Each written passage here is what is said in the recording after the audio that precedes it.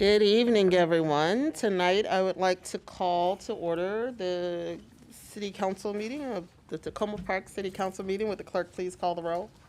Mayor Searcy, Here. Councilmember Fulcher, Present. Councilmember DeBala, Present. Councilmember Gibson, Here. Councilmember Siemens, Councilmember Honzak, Present. Councilmember Small. Yes, y'all. All right. Well, good evening, everyone. Obviously, I'm a little rusty, but I'm happy to have the opportunity to convene members of the council again. So I'm going to run through the agenda for tonight, and there's quite a few things that we have on the list. A number of voting items. So the first is the first reading ordinance amending Tacoma Park Code Title 14, Health and Safety, to add Chapter 14.01 non-stormwater discharge. The first reading ordinance amending Tacoma Park Code to remove provisions referring to the repealed Law Enforcement Officers' Bill of Rights and add references to Maryland's Police Accountability Act.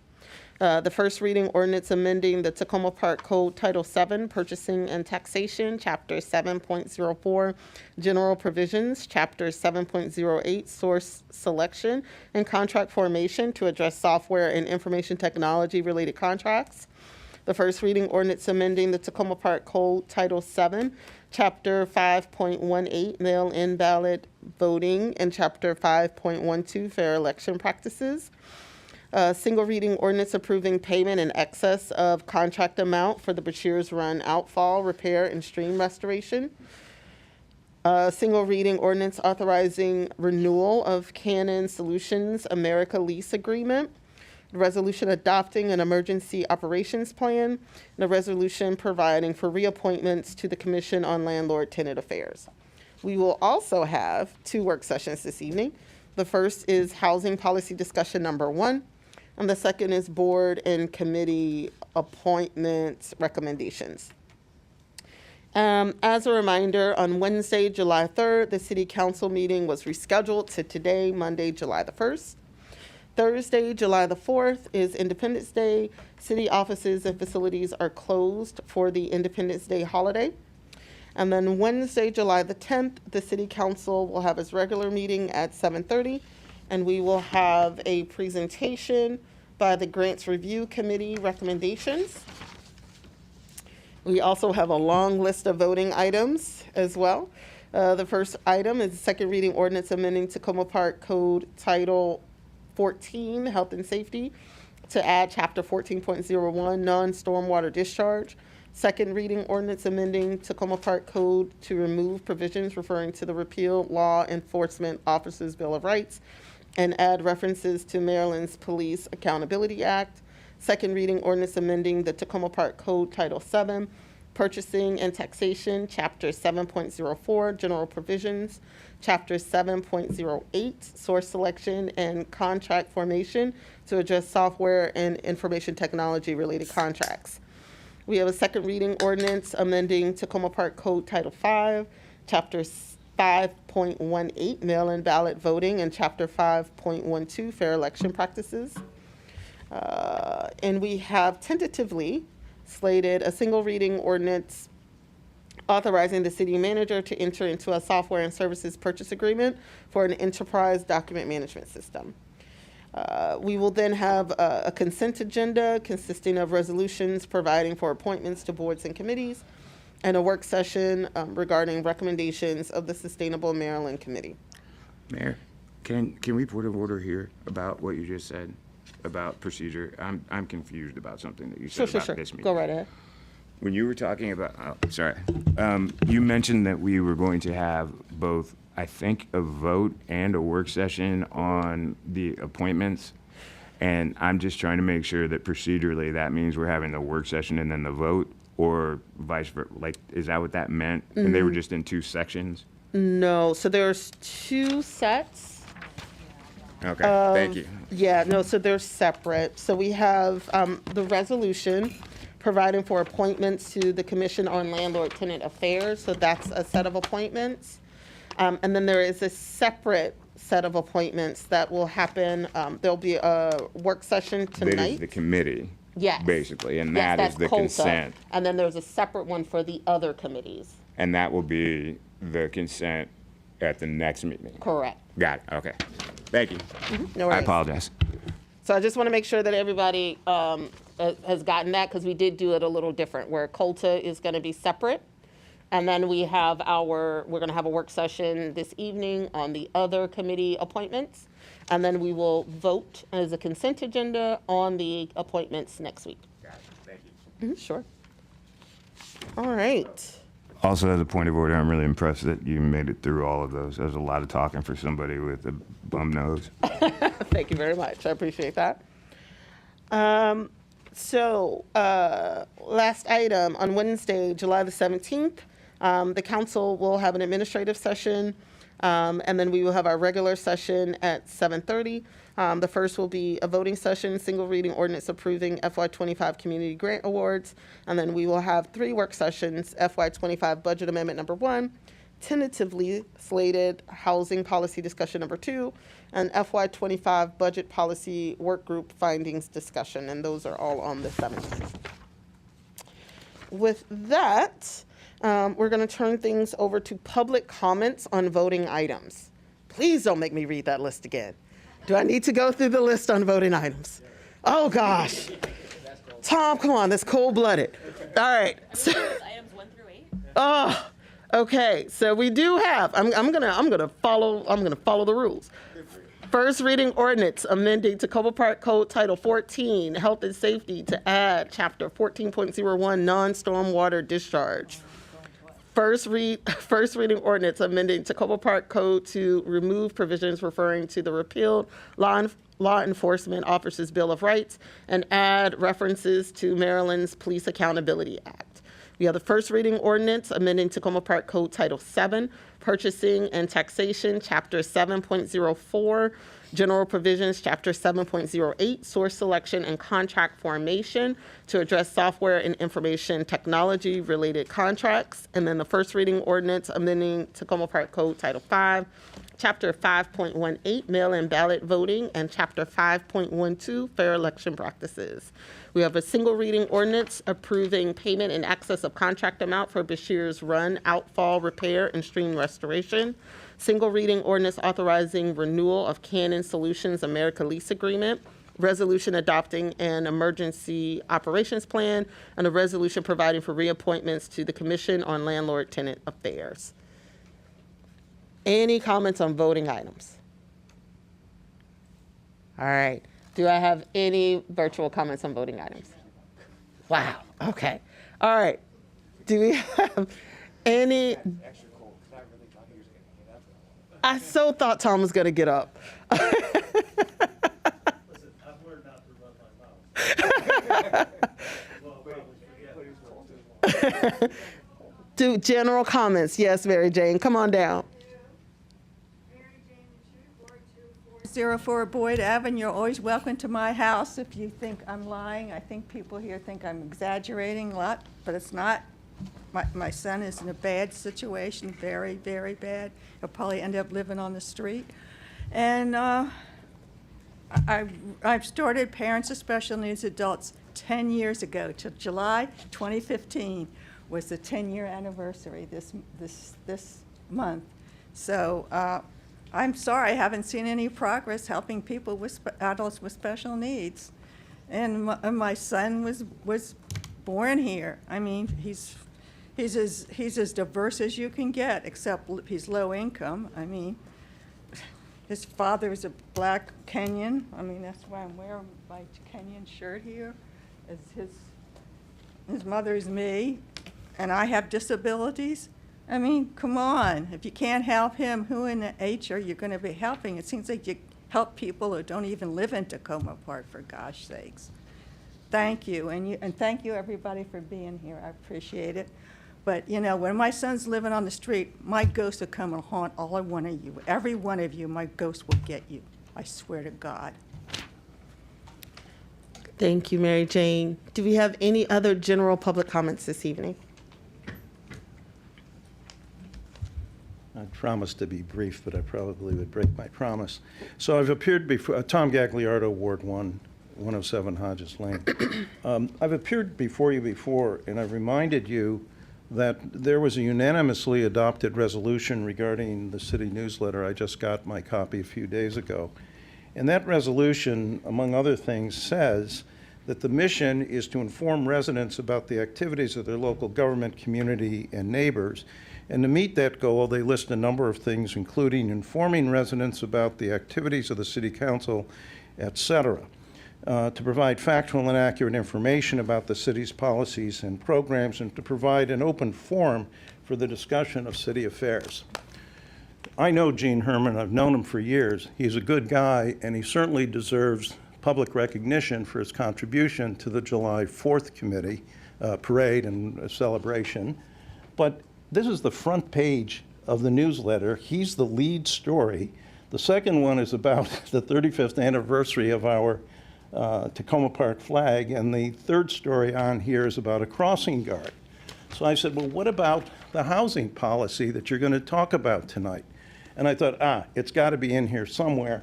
So I looked on the second page, and here in what if my quasi-newspaper background is correct, in agate type, that is very small type, it says work session housing policy discussion. I don't have to remind you that the principal economic activity in the city is housing, buying, selling, leasing, renting. This discussion tonight is critical. I was taken by the fact that it was announced in the agenda as soliciting council input. Yes, there should be council input, but there's no mention in the newsletter, in the proposal that was submitted by the Housing and Community Development Department, or anywhere else, asking for, drum roll, public input. Why do you do that? These are simple things. These are easy fixes. This is not me against you with, theory A against theory B. This is just simple stuff. Please, use the newsletter for its intended purpose. Thank you. Thank you. Any other general public comments this evening?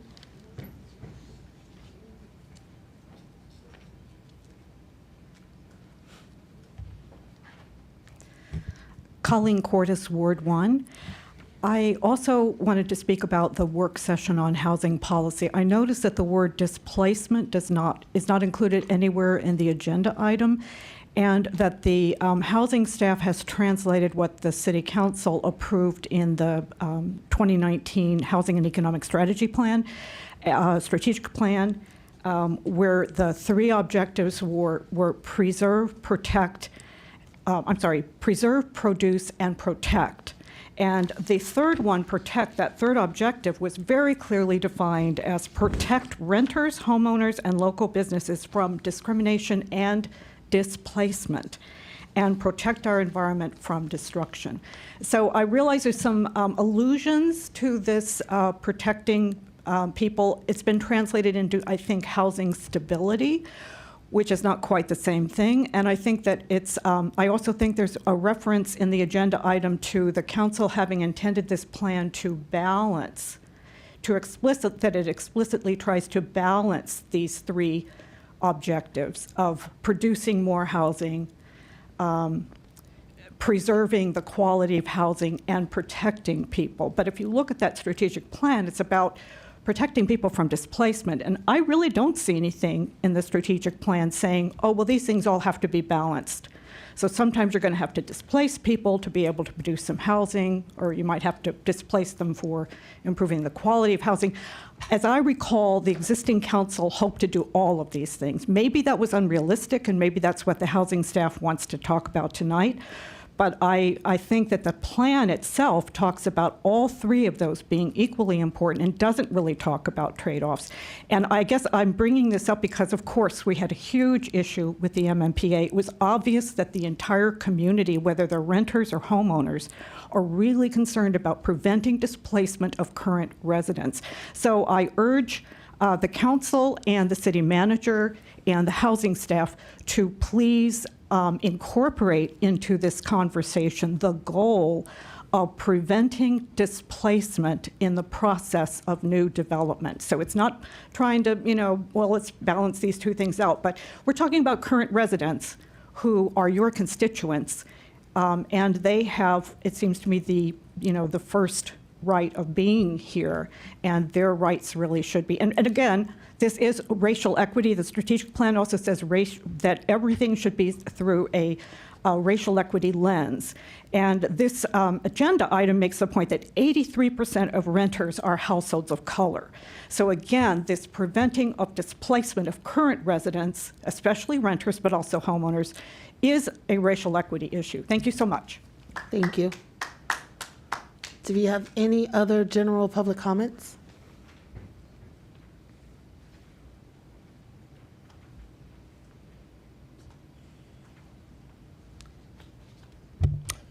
Arthur David Olson, Herbie Hancock Avenue, Ward 4. Happy fiscal new year. May all your nets be positive. Last week was the 7th anniversary of the reopening of the Carroll Avenue Bridge. I visited on that day and saw an unmounted historic district sign at the foot of a sign pole. I reported this to the city and reported when the sign disappeared the next day. I got a kind response indicating that, quote, it will need to be replaced the next time we are purchasing those signs. I revisited the next month and the month after that, and every month for a while, and every quarter of late, and on the 7th anniversary of my report. The sign has not yet been replaced. This is not a problem with the city's dedicated and diligent public works staff. It's a sign that the staff is hideously overworked. That leads to a 7-year backlog in matters such as missing signs, incorrect signs, misoriented signs, mangled signs, patched walkways, missing streetlights, broken streetlights, constantly running streetlights, and junk left over from projects. Providentially, the City Council can both help Public Works and advance its own equity work by declaring a moratorium on new projects in Wards 1, 2, and 3. While the Council recently changed processes for evaluating projects, at the end of the day, what matters isn't decision processes, it's where the money gets spent. A selective moratorium ensures a change in where money goes. I know a moratorium is scary. Up to now, the city is focused on less objectionable equity matters such as staff training and Juneteenth celebrations. But countering the effects of centuries of ongoing racism requires strong measures. If you're not earning objections, you're not doing it right. I hope the council will make some history by taking a first difficult step of declaring a selective moratorium. Failing that, I hope the council will find some other way to lessen the load being carried by Public Works. And since I have a few seconds left, I will urge the council to take the opportunity this year to be careful to declare in advance Preparedness Month, because if there is any month that should be mentioned in advance, it's Preparedness Month. Thank you.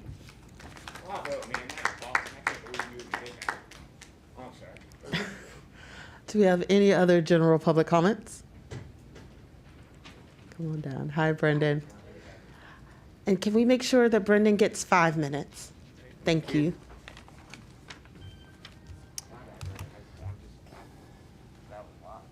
Hi, my name is Brendan Smith. I'm a city resident, City's Arts and Humanities Coordinator, and the President of the American Federation of State, County, Municipal Employees, Local 3399, which represents most city employees. I'm here tonight to talk about an important issue that has never been publicly acknowledged by the City Council. Most of our union members are people of color, and we've been advocating for a City Council resolution that would formally acknowledge that the City of Tacoma Park did not recognize the first Juneteenth federal holiday as a city holiday in 2021.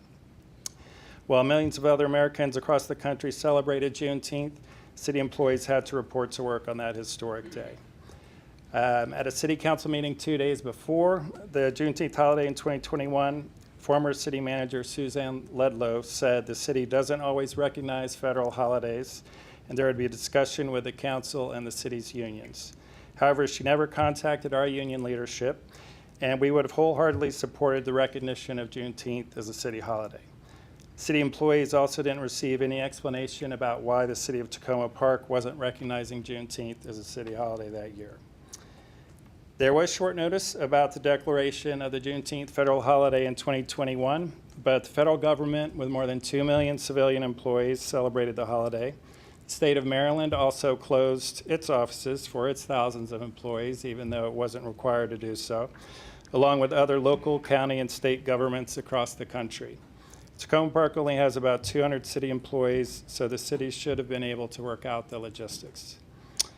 4 months after Juneteenth in 2021, Ordinance 2021-41 belatedly recognized Juneteenth as a future city holiday. The City Council didn't provide any acknowledgement or recompense to city staff for ignoring the Juneteenth holiday that year. Ironically, the ordinance stated it is, quote, the responsibility of city government to engage in genuine gestures of appreciation of the Black community. It also is, quote, the charge of elected officials to ensure the physical and emotional safety and the equitable treatment of Black people in the city of Tacoma Park as a workforce and community. We're no longer seeking an apology, but are asking for a resolution that would acknowledge that the city of Tacoma Park didn't celebrate Juneteenth as a city holiday in 2021. All city employees also should receive one personal day now, since we weren't allowed to celebrate Juneteenth that year, along with millions of other government employees across the country who were allowed to do so. Personal days have a very minimal cost to the city budget, so this would be an effective remedy. It also would show some good faith from the City Council in honoring Juneteenth, supporting racial equity, and respecting the city workers who keep Tacoma Park running every day. Ultimately, this isn't an issue about what could or should have been done 3 years ago. It's about what each of you should do now, and that includes new council members who weren't on the council 3 years ago. On behalf of our union members and the city's workforce, I hope you won't remain silent any longer and will share your position on this important issue during the council comments tonight. Thanks for your time. Thank you. Do we have any other general public comments this evening? Okay, do we have any virtual public comments? Okay. All right, we're going to move on to council comments. Councilmember Small, you're up. Thank you, Mayor. I wanted to say again, you're doing a wonderful job behind that mask. I would also like to reiterate the obvious, which is that I'm a Black dude. I live in Tacoma Park. I live in Ward 6. I look at all of the documents associated with this town, and kind of the confluence of circumstances that lead money and favor or whatever toward the lower numbers. And as such, I have to be honest with you, I was waylaid just now by the integrity by which Arthur made a statement about such things. I'm never waylaid about the integrity by which Ms. Machui makes statements about such things, nor Mr. Gagliardo. My own personal opinion is that we dance a little different. But I have to say, and it's because I am going to run again, and I'm trying to make this as a point that I just want some people to understand about feeling alienated. Usually there are D words that are now code words for things, and it's like density and displacement. There are other sorts of catch-alls that are signifiers in a broad context of race or race theory. I'm not a critical race theorist because it's deterministic. But I just encourage people to think about the aforementioned dignity of the people that people are espousing to be protecting. Because the drumbeat being such is that there's some sort of like, I don't like the feeling it gives me that there is some sort of incessant, unwashed negritude or ethnicity here that if we do not protect them, they will be somehow swallowed by something. And I can't, like, there's no other way to say it than that. In that, like, I really appreciate it. I know that some of you have, like, good intentions and things like that, but there is a natural parlance by which people can achieve more courteous conduct about race issues and civility. And I'd just like to say thank you, Arthur. Thank you, Councilmember Small. Councilmember Gibson? Yes, first of all, well, I want to thank both the speakers with regard to the housing issues. I do think that the housing issues are important. They are our economic base. They are important in so many ways. We live in these houses and apartments, and we would like to have our children, we would like to have other folks come here, and we don't want to displace folks. I'll just say that I look forward to the conversation tonight and more conversations, and I do think we need a public hearing on the subject. This particular forum here is good for what it does, but it doesn't allow the public to be involved, and I think that it's necessary on such an important issue that we do have a public forum on housing. And I have to say there probably will inevitably be trade-offs, and we need, those are tough decisions. Those are tough decisions, and council members here need to hear from residents as we make those tough decisions and make inevitable trade-offs to do the best we can with all three of those points that Colleen, you mentioned.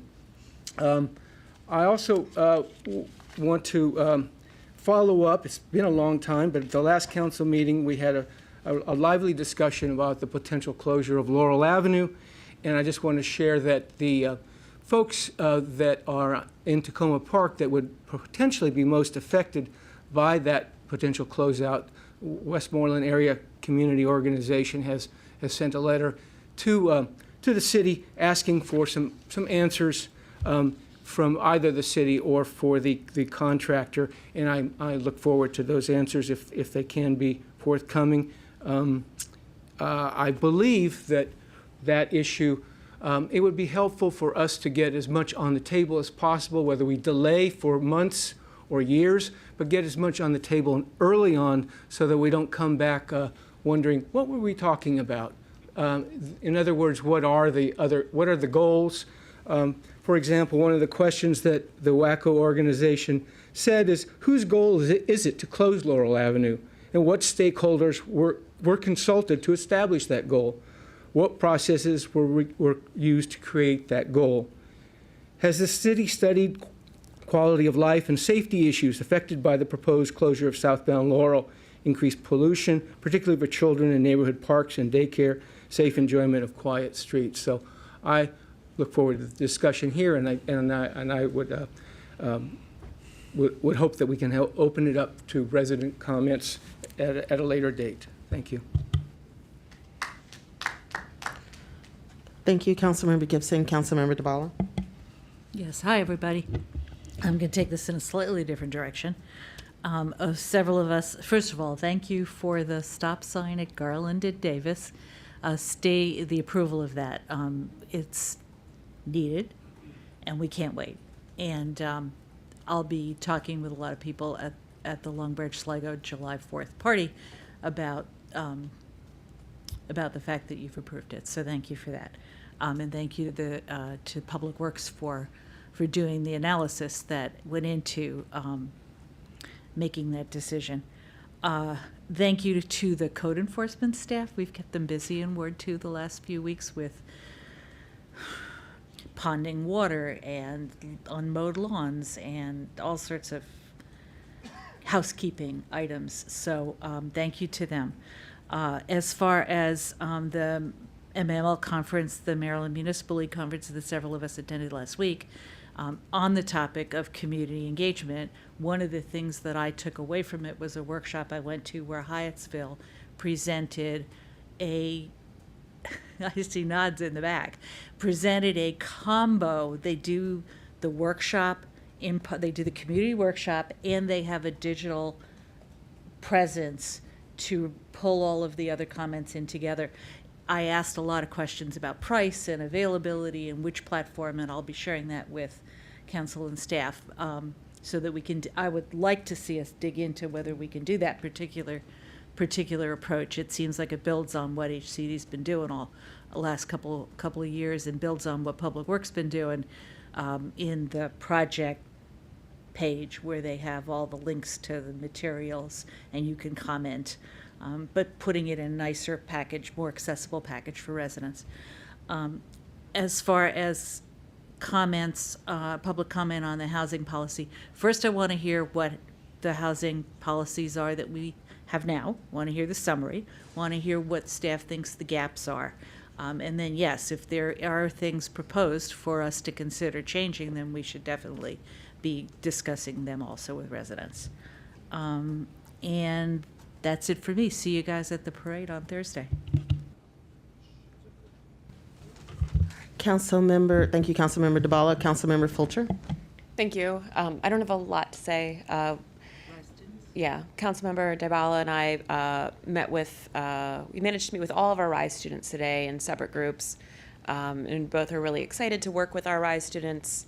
But one of the things that I really loved when I was meeting with OBSA today was I was able to talk about specific individuals that already have invested in our city that are youth. And so the RISE students that we had last year, Batanya, Camille, Kari, and then some of the members of our youth council, such as Lowell and New Hammond, where OBSA was really excited to come and work with the city because of these other people who he knows from school have invested in the city. And so it was like, oh, those are really cool people that are part of our city, and I'm excited to do the things that these really cool people have done. And so it just comes back to what makes Takoma Park great is the people that are here.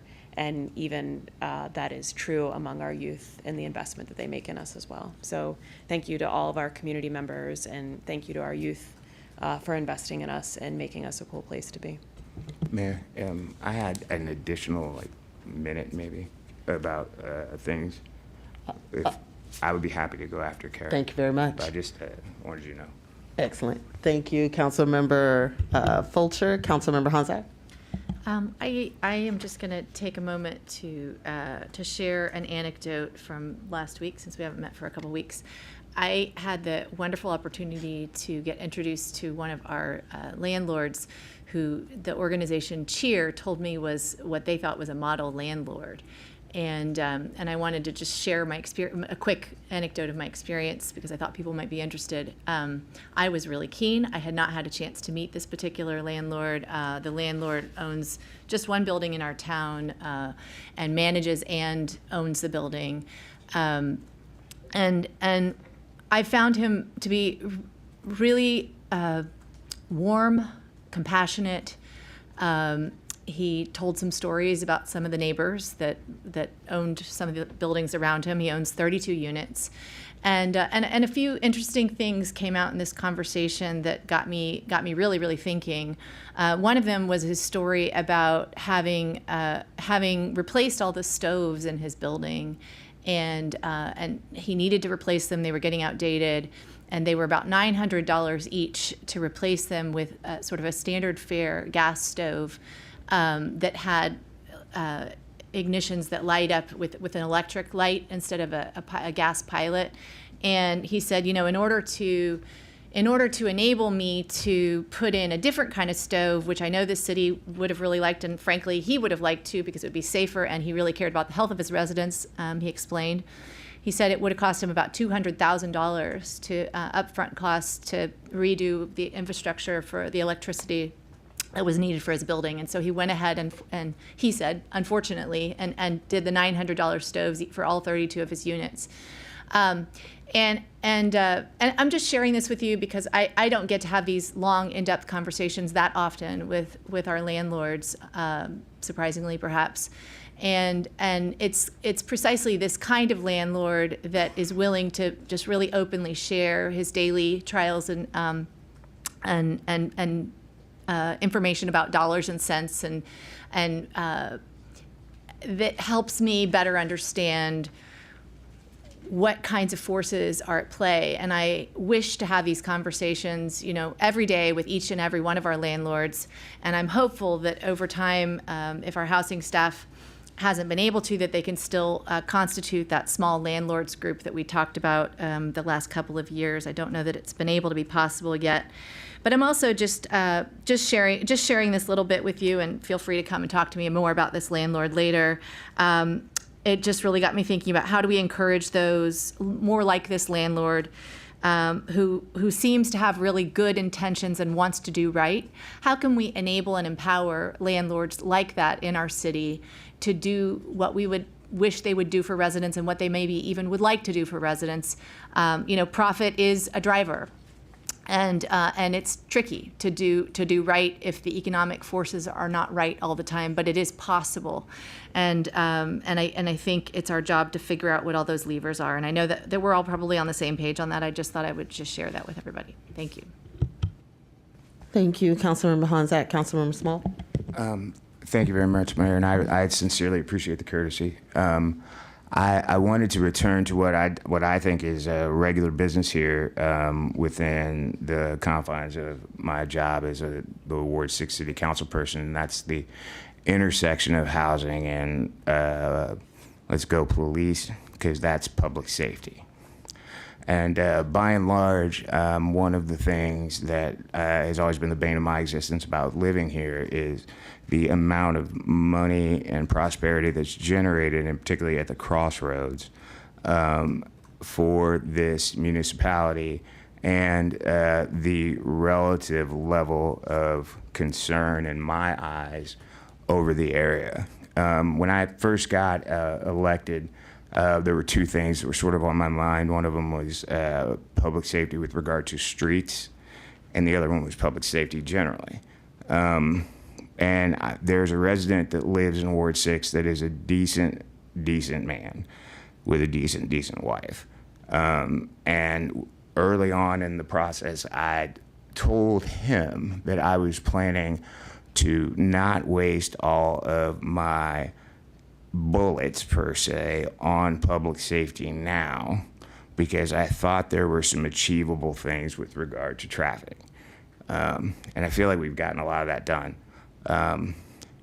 But as such, I'd like to turn to some things that I'd like to just anecdotally say some things about living at Tacoma Park that I don't think people think about, and the people who live over there love it just as much. There is an issue with regard to the Kirkland-Hammond area, particularly in the back of the building. It's sort of poorly lit. It's kind of a egress area for the larger office building there. There's a lot of loitering there. I wore my loitering pants today because I would argue that there is some degree of distinction between just being somewhere where you feel like being and then overtly being someplace where you have no business being. And that's a pretty regular occurrence in the area. Also, I wanted to highlight the success that we've had with regard to the material condition of University Boulevard, immediately across from our jurisdiction in particular. I think being a squeaky wheel has made it possible for them to put some barricades up and actually put some lines on the road so that people feel like they live in a place that cares about them.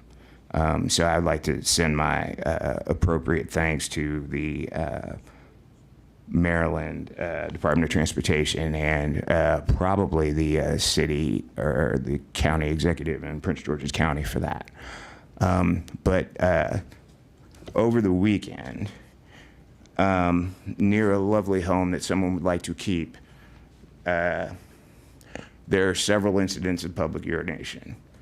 There's regular activity along the corridor, including, I'm pretty sure I stopped a pretty interesting situation between a person who was working and a person who was there to get worked in front of my own home. Yesterday, we had a wonderful block party at the corner of my house just because last year was a long year and my aunt died.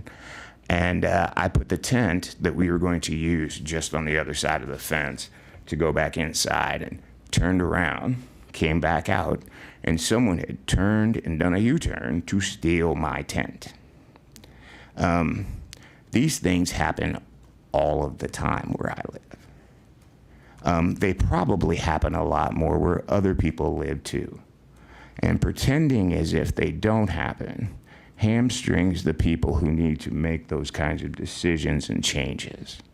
And so I just wanted to tie that back into what one of the public commenters said today about whether or not this place, this city, understands equity, understands where you have to brighten corners, and where the sum total of the least of anyone's brethren is.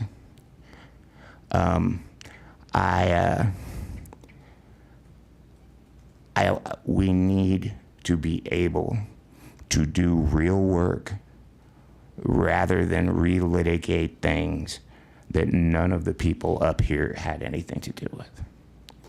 Because I'm a competent person. I've done a lot in this area. I went to Yale Law School. I know things, and we don't get to do things, and we need to do more things. Thank you. All right, thank you, Councilmember Small.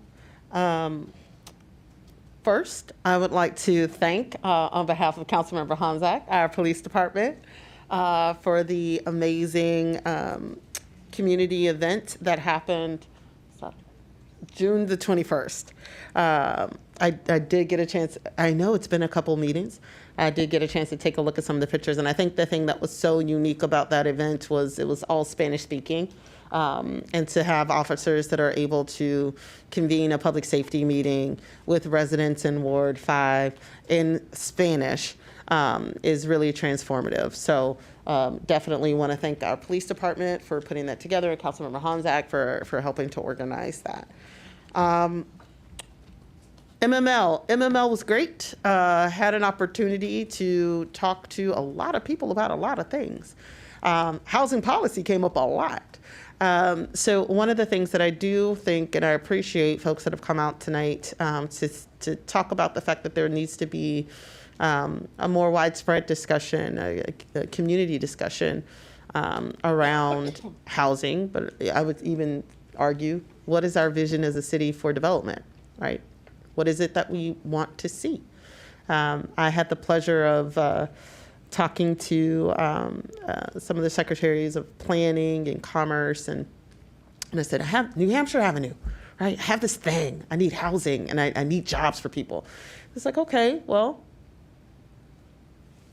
what do you want it to look like? What do you want it to be? We've heard of Tacoma Park. How do you want me to sell your community? What is it that you want? Right? We know what you don't want. What is it that you want, right, as a community? And that was a very interesting conversation to have, to know that there's a need in our community, that there's stakeholders that could potentially help us to fill that need. But to some degree, we as a community haven't really solidified the vision of what it is and how open we are to growth. To allow for some of those gaps to be filled. And we need to have that conversation as a community to kind of bring everyone together to say, hey, when we're talking about housing, what do we mean? We hear about displacement, and that's important.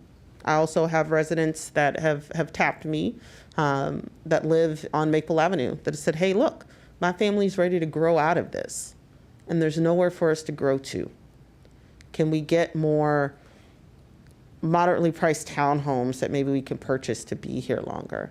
Or, hey, my AC is out in my building again. It's 90-something degrees. Why does this keep happening, right?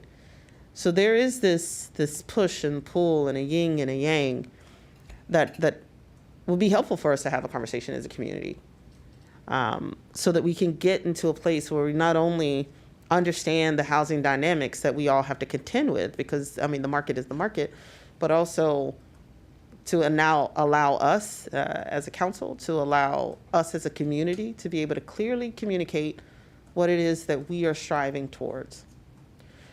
So I do think that, and I'm looking at Ira, I'm looking at Rob to say, hey, yeah, I do want to have that community discussion around housing, but more broadly around development, and so that we're all speaking the same language. I think the MMPA really highlighted that maybe we're not all on the same wavelength when it comes to what growth looks like in the city of Tacoma Park. And so it might be helpful in a safe and secure location to have everybody come together to talk about those things. So I do want to acknowledge Brendan. Thank you so much for coming out. I appreciate our staff, and I just want to highlight how appreciative I am of our staff. In no way has this council, I mean, I think that we've gone above and beyond to try to come up with innovative ways to acknowledge our staff, to provide access and resources to our staff. I do want to clarify a couple things just so that everybody understands. Not every federal holiday is a paid city holiday. And that's true for most employers. You have a federal calendar, and I'm a federal worker during the day. We get a lot of holidays that people don't get, the average worker doesn't get. And just as a point of clarification, for that Juneteenth, part-time staff, federal workers did not get paid time off. OPM has a whole letter about that. But the big thing is, in order for the city to make a paid holiday, the council has to vote, create a resolution, modify our code, and we have to vote on it. And so what transpired with Juneteenth was, one, we met on a Wednesday. President Biden made it a federal holiday on a Thursday, and then federal workers scrambled to make it happen on that Friday, where they could take that Friday off. That was not something that was possible for us to do in that amount of time. Our city manager at the time acknowledged, we wouldn't have the staff to give everybody the notice, or in trash and police, and there was the retirement party. She was on her way out. There was just a lot going on to be able to make that pivot in the course of a day. So in October, once we had a new city manager on board and the like, the council made the ordinance to actually make it a paid city holiday. One of the things too I want to stress is the importance of the cadence of our negotiations that happen with our union, right? So there are many instances where we have union negotiations, a collective bargaining agreement where we, through our labor attorneys, talk to our union leadership and negotiate things like paid times off and negotiate things like bonuses, things of that nature. I do want to highlight that in 2021, that year, the prior council voted to provide the city staff with a $2,500 bonus. There was a $3,400 hazard pay that was offered at the end of the year, and that was in December. And then there was the wage bonus, the 3%. We had another CBA, full and open, that this council just voted on this year. And that paid day from back in 2021 was not brought up during negotiations. So- Now, this doesn't have to be a contract negotiation, it's a moral obligation by the council. That's not how this works. And you know it, It could work that way. but it doesn't. And you know it. It has in Rockville and other cities. To be clear, Rockville passed their Juneteenth resolution the year before it was a federal holiday. So it was already a holiday in place. Now, we can all play hindsight, right? I could say, hey, it's the middle of COVID. I should have thought about Juneteenth holiday, right? But that didn't happen. And I think we all have to bear responsibility, and we can't go back and rewrite history. It could have been brought up during the CBA. It could have been brought up not just in 2021. It could have been brought up with Mayor Stewart in 2022. It could have been brought up with me in 2023 when we were actually dealing with your CBA. And so now it's being brought up, and I'm going to be honest, it's being brought up in light of the Juneteenth celebration we just had, which makes me feel some kind of way. So I think it's important for our staff to know that you're appreciated. I value you, but I also appreciate decency and in order, and that we operate, all of us, in accordance to the rules that allow for us to do union negotiations and establishment of holidays. Now, if there's any staff that have any questions for me about why I'm saying what I'm saying, I am happy to sit down and talk to you. I'm happy to sit down and walk you through it. But I do think it's important that we follow the aspects of our union negotiation policies and procedures that are already in place. And with that, I'm going to turn things over to our city manager to go through city manager comments.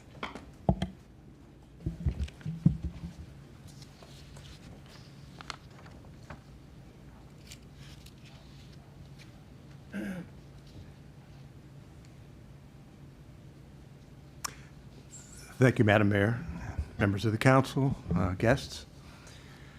A number of things I'd like to share with you this evening. This is effective today, July 1st. The leaf blower ordinance that the city approved not so long ago, and which comports with the county's ordinance as well, takes effect. Effective July 1st of this year, no person shall sell or offer for sale a combustion engine-powered, handheld, backpack, or walk-behind leaf blower or leaf vacuum. So that's for the sale of such equipment. Effective a year from now, July 1st of next year, 2025, the ordinance addresses the use by folks in this city of a combustion engine-powered leaf blower or leaf vacuum. So we wanted to go ahead and issue that reminder. I know it was discussed when the ordinance was considered and approved, but at this point, given the calendar, it's timely for us to issue this reminder to the community about the ban on this. In addition, the county rebate program is kicking in this summer. For residents, it's a $100 voucher to purchase an electric leaf blower.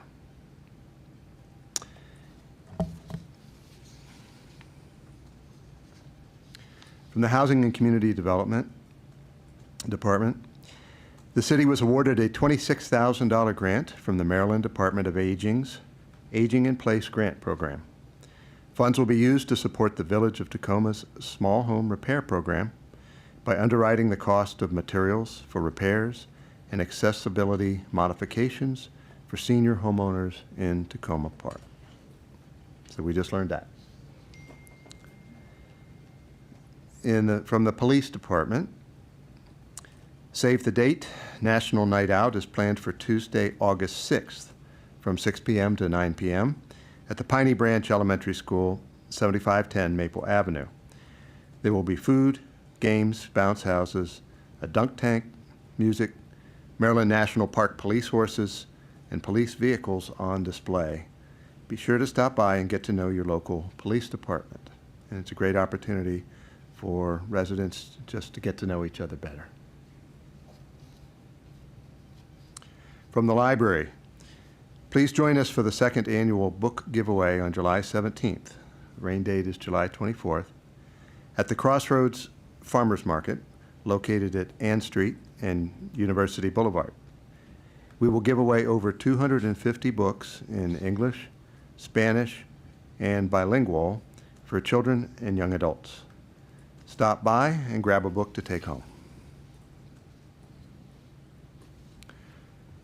From the Communications Department, and the Emmy goes to Bien Martinez. Please join City TV and our Communications Department in congratulating Bien Martinez on his Emmy nomination in the category of Societal Concerns, Long-Form Content, longer than 15 minutes, for his camera work. On Saturday, June 22nd, at the 66th Emmy Awards, Bien Martinez was awarded the Emmy for his camera work on the documentary Linea Directa, Danger of Fentanyl, Interview with Elena Suarez. The documentary is a heartbreaking story of one family's unwanted journey into the fentanyl world, a teenager's overdose, and the devastating consequences and the loss of their daughter that will impact the entire family for the rest of their lives. We are so proud and honored to have a great talent such as Bien on our team, and we can't wait to display his Emmy for everyone to see. Some background: City TV has partnered with the production of Linea Directa, which is one of the oldest local TV shows that deals with topics that affect the Hispanic community. The show airs on Telemundo and our City of Tacoma Park TV channels.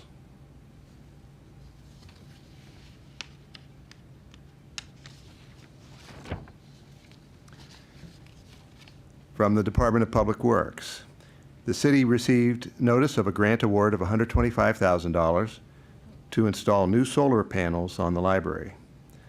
The grant was provided through the Maryland Energy Administration's Public Facilities Solar Grant Program. Installation of the new panels is expected to be done in the summer of 2025, with completion of the new library. The installation will include 162 panels with a projected system capacity of 64.8 kilowatts.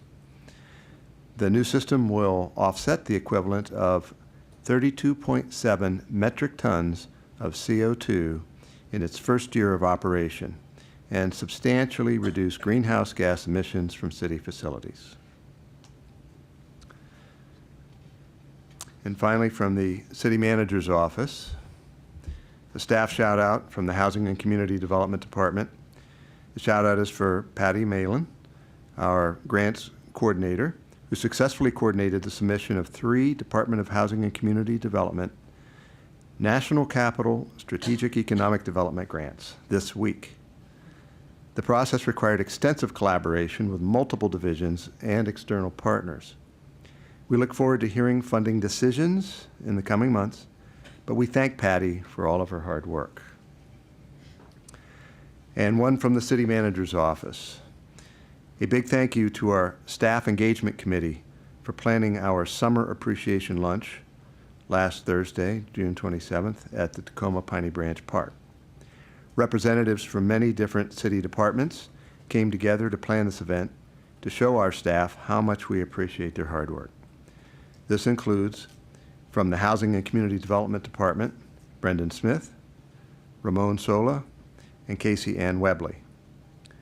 From the HR Department, Yvonne Newsom. From the Police Department, Crossing Guard Liz James. From Public Works, Dory Estrada. From the Library, Ann Levesque. From Recreation, Chelsea Nunez. And from the City Manager's Office, Christine Heidebrecht. That concludes my report this evening. Happy to answer any questions. Thank you. Excellent. Thank you so much, and congratulations to all of our wonderful staff for all of the hard work. We have an Emmy winner among us. It's awesome. Mayor, I have one question. Councilmember Small. Thank you, City Manager Spirito, but I did have one question about the solar panels and that particular grant.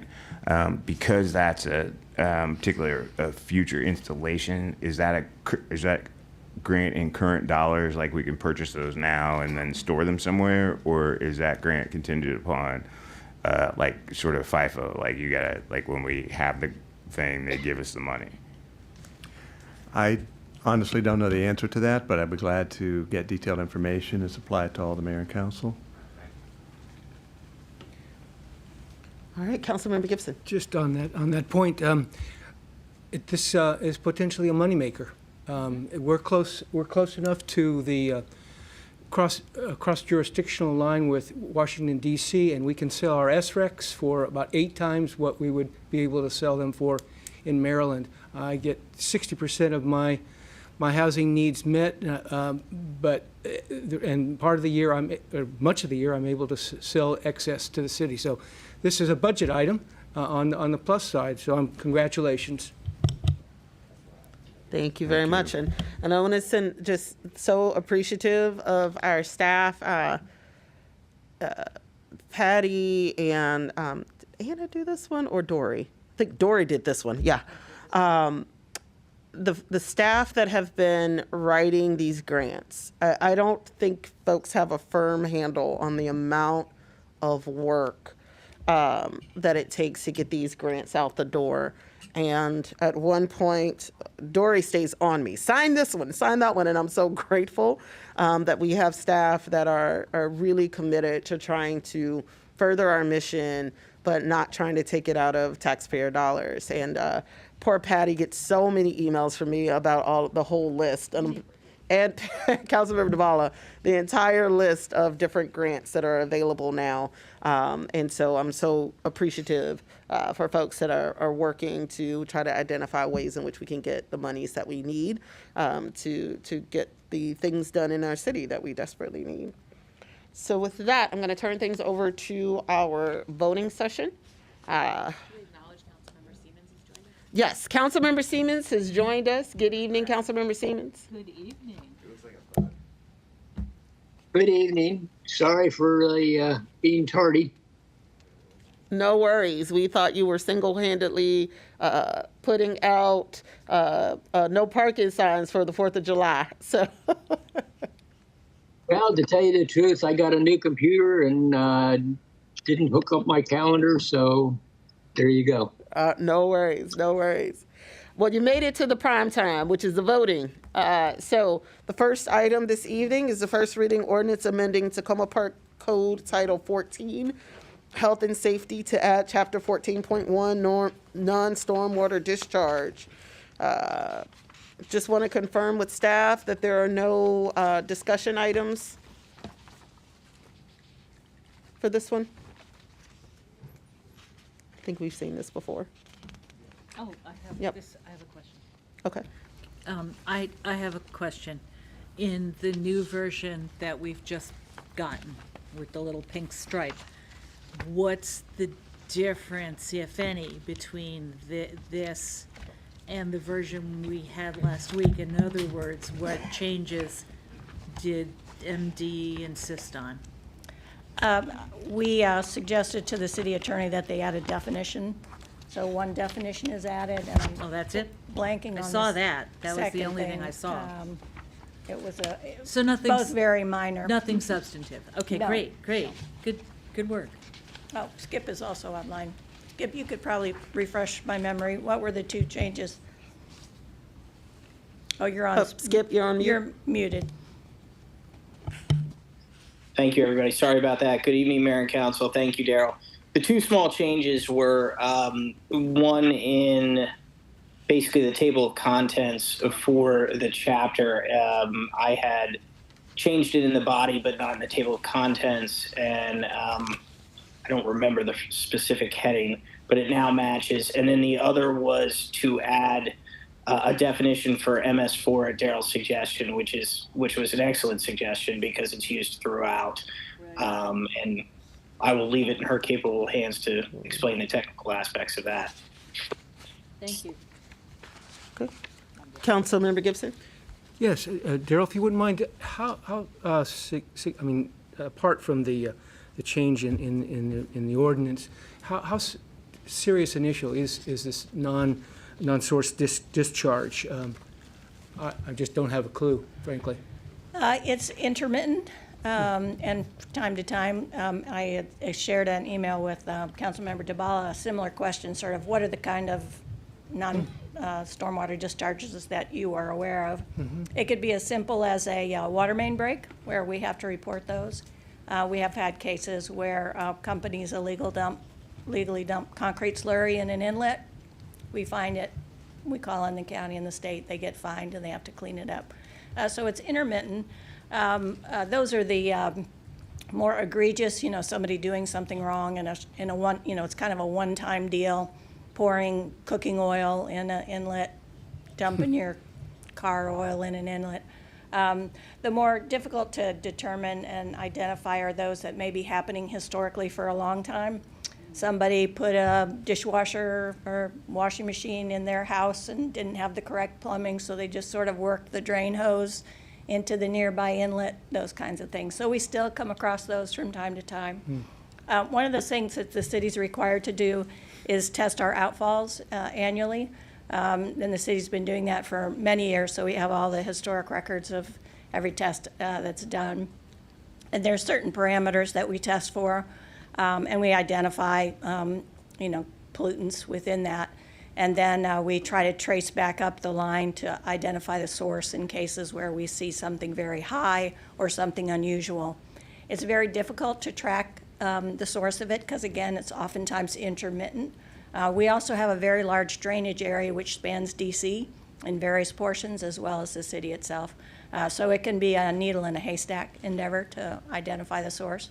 But we do cite all those cases in our annual report as part of our NPDES permit. We have those annual reports on the city's website. And so there is a portion of that report where we identify the illicit discharge and that we were aware of or that we tested for. Thank you. Okay. All right. So given that there's no more introductory discussions, would someone like to move the first reading ordinance amending So Tacoma moved. Park? Oh, gosh. Second. Councilmember DeBala, I saw your hand. Oh, but- I did. Councilmember Small moved, Councilmember DeBala seconded. Given that this is a first reading ordinance and we are hybrid, would the clerk please call the roll? Councilmember Fulcher? Yes. Councilmember DeBala? Yes. Councilmember Gibson? Yes. Councilmember Siemens? Aye. Councilmember Honzak? Aye. Councilmember Small? Assent. Mayor Searcy? Aye. Okay, the next item is the second reading ordinance authorizing the amendment of the Tacoma Park Code to remove provisions referring to the repealed Law Enforcement Officers' Bill of Rights and add references to the Maryland Police Accountability Act, MPAA. So moved. Thank you, Councilmember Small. Would someone like to second? Second. Do Thank we have you, discussion? Councilmember Honzak. Discussion, please. Points of discussion. Thank you, Mayor. I just wanted to make sure that we had sort of specifically delineated like the procedural aspects of getting from the Law Enforcement Officers' Bill of Rights to here and where the component factors are. I know that Commander Philippos was logged in at some point, and just kind of an overall discussion for the benefit of the order. Okay, I just want to check to see if. Oh, there he is. All right. Deputy Chief Philippos, did you catch that question? You're probably muted too. Oh, I think you're muted. Yeah, I did not catch that question. Commander, hi. It's Councilmember Small. I was just saying that given the sort of procedural growth from the Law Enforcement Officers' Bill of Rights to this particular moment, both as an industry and internally. I was wondering if you could just run it down a little bit for the benefit of the order. Sure. So the Maryland Police Accountability Act was passed in 2021, and we've been operating under it since then, particularly I think near the end of 2021, we started operating under it. It replaces the Maryland's Law Enforcement Bill of Rights, which was in place in Maryland since, I believe it was 1974. And so this bill replaces that and mainly handles all the, I guess, procedural elements of police discipline. And it also addresses and creates the Police Accountability Board and creates the ACC, which is the Administrative Charging Committee, and it establishes the requirements for a trial board and a number of other things. But primarily where it impacts us is going to be the Police Accountability Board, the ACC, and the trial board. Councilmember Siemens, I see your hand. Thank you, Mayor. Yes, I certainly support this, but I think going forward we should have more discussions on this, including maybe even some discussions when it comes time to looking for our priorities for legislation. There may be some tweaks to this that we would want to support. Okay. And just as, thank you, Councilmember Siemens. And just as a reminder, and definitely Deputy Chief Philippos, correct me if I'm wrong, or our city attorney, this is something that we are required to do, correct? Correct. It is. So this is our first hand at meeting the new state law, but I hear you, Councilmember Siemens, that over time we may want to make some add to or make some adjustments as we may see fit that still aligns with the state law. Yes, Mayor, and I should have said that I am certainly supportive not just of this, but the fact that we have eliminated the Officers' Bill of Rights as it stood in the past. It did limit our ability to keep people accountable. Mm-hmm. Agreed. Thank you, Councilmember Siemens. Okay. Madam Mayor, just Yes. if I could make one point in addition to what's been said, I think it's important to note what's not being changed are the department's own disciplinary policies and how the department conducts internal investigations. This does not affect that. Thank you, City Manager DeSpirito. Okay. Because they did it already. Because they already did it. Yeah. Just, I want to give them some props. They did it already. So, like, this is paper to, like, having voted with their feet. Excellent. Okay, not seeing any more lights. Would the clerk please call the roll? Councilmember Fulcher. Aye. Councilmember DeBala. Yes. Councilmember Gibson. Yes. Councilmember Siemens. Aye. Councilmember Honzak. Aye. Councilmember Small. Aye. Mayor Searcy. Aye. The next item is the first reading ordinance amending Tacoma Park Code Title 7, Purchasing and Taxation, Chapter 7.04, Source Selection and Contract Formation to address software and information technology-related contracts. Would someone like to move? So moved. Thank you, Councilmember Fulcher. Do I have a second? Second. Thank you, Councilmember Gibson. Any points of discussion? I would love to have just another reminder of why we're doing this specific source selection thing, and if it's consistent with our purchasing law, just in general. Whoever that is, Rob. I'm looking. Yes, go ahead, Adrian. Yeah, happy to talk about it. This is something we identified. If you recall, we've had a couple of software contracts that have come up for renewal recently. And we've noticed some of those, like Microsoft, our G Suite platform, they're intended for long-term use. And they're very fully integrated within the city's systems.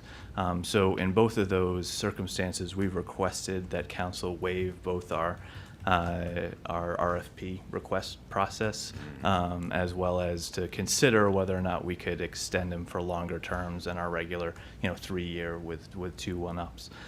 So after consultation with Skip, we came up with this modified language to include them as both an item that can be exempt from our RFP process, that regular procurement process, similar to professional services, as well as allowing for these contracts to run for 5 years with an option to extend for further 5 years after that.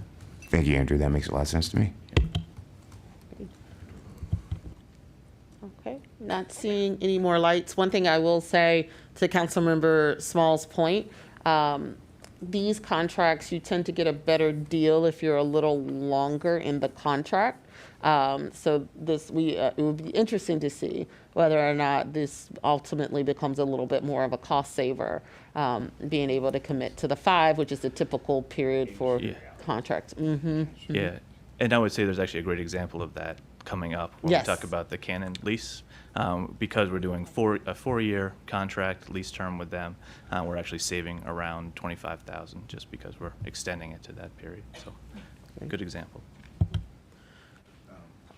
And then, Mayor, I'm sorry. Yeah. Since Skip is on here, if we could maybe talk about where we are with potential changes to the purchasing ordinance generally that may make it so that other parts of the city could maybe take advantage of longer term contracts or whatever. Like, would it be possible to have just a generalized memo on where we are?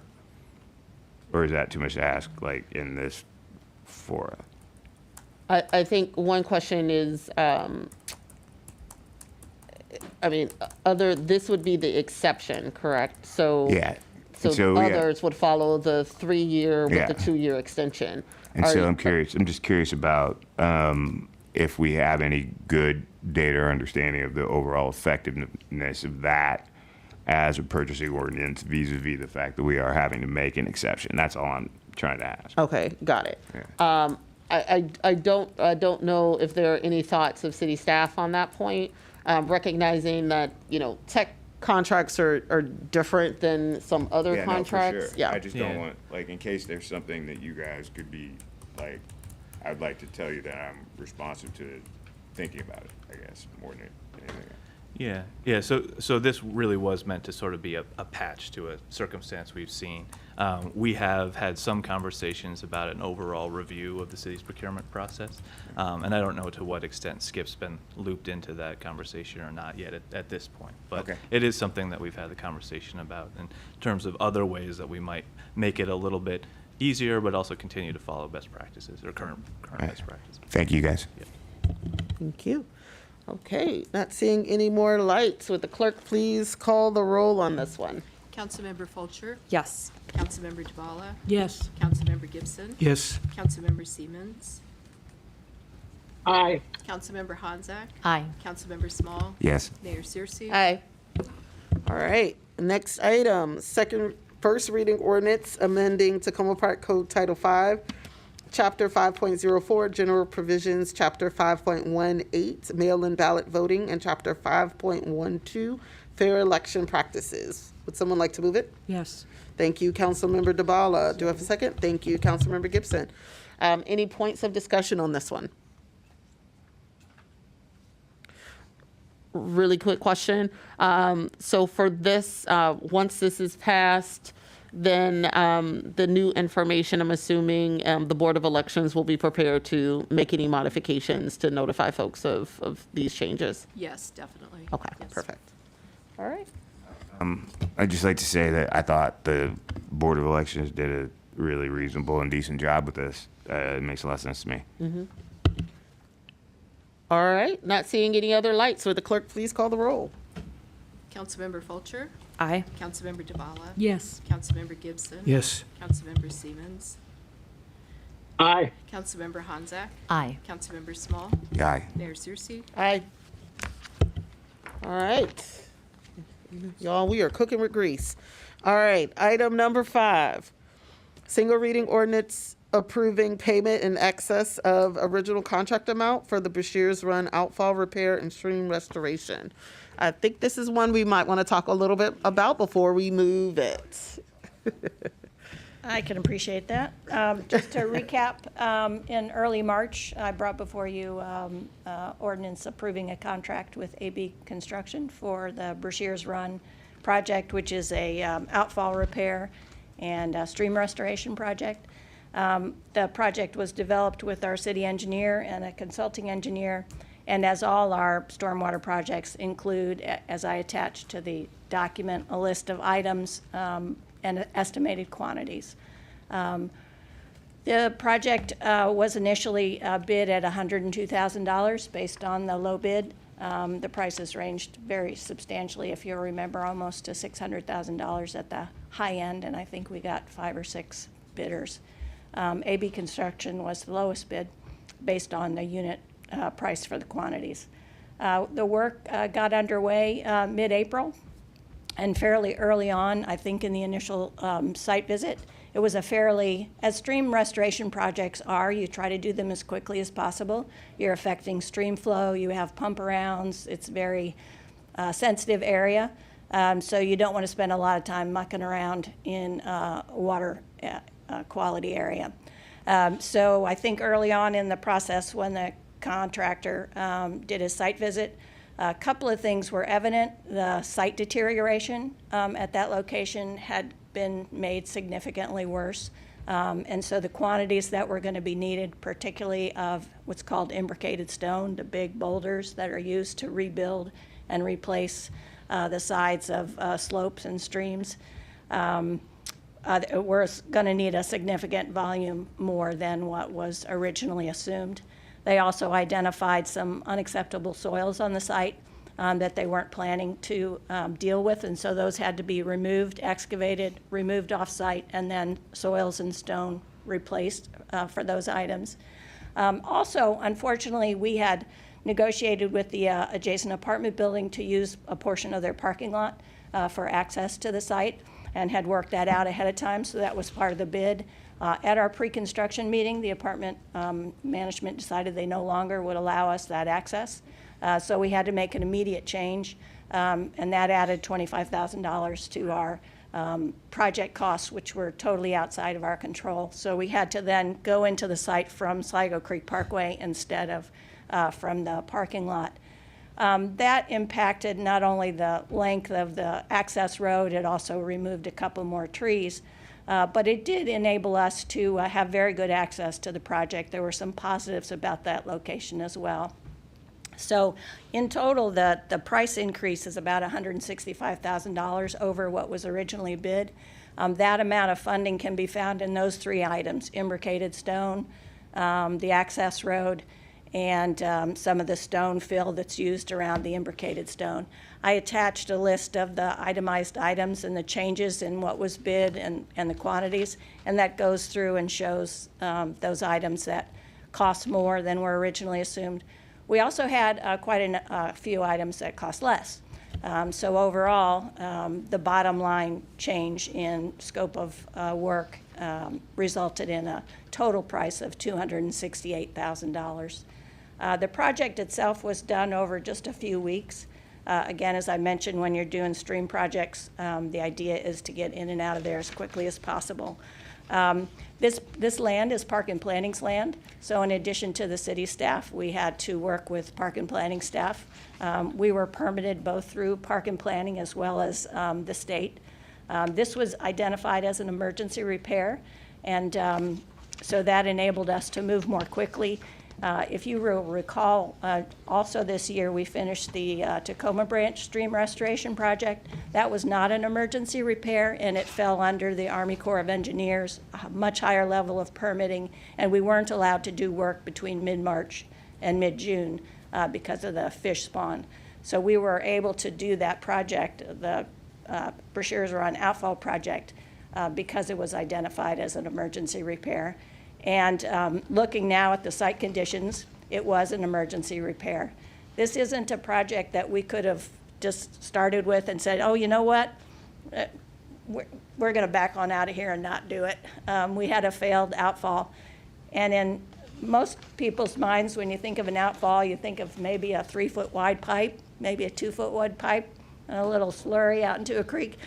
I want to remind you all what the Maple Avenue outfall looks like. We have a 74-inch and an 84-inch, 76 and 84-inch, two, bigger than you are, to walk through outfalls located at that location. Historically, there was a concrete apron that was poured at the base of that pipe, which is the way they did things back 50, 80 years ago.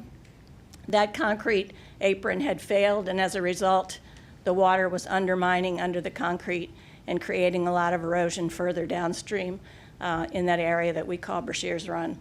So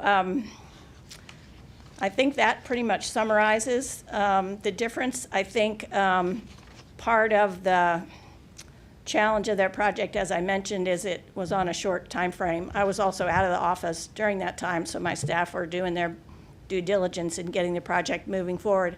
I don't think any of us realized on a week-to-week basis the scope of the price increase that we were talking about. Everyone was very much aware of greater debris.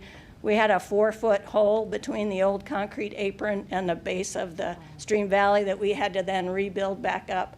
So everybody was quite aware of the change in quantities, but I don't think we monetized it quite so well until a couple of weeks later when the contractor started letting us know the scope of the increase in price.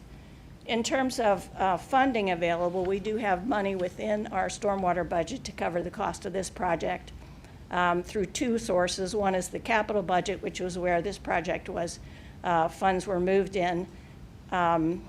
The Brashears Run project had originally shown up in our FY23 scope of work, but we didn't get to it. So it was moved in a budget amendment to 24, moved a portion of those funds over. And trying to think of lost my train of thought, sorry.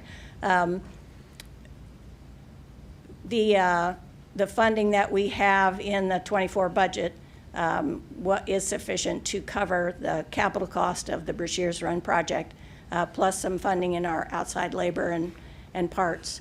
One of the things I do want to note is that, as I mentioned, we did the Tacoma Branch project, and we actually finished that project under budget, so that saved us provided a little margin of money, additional money there as well.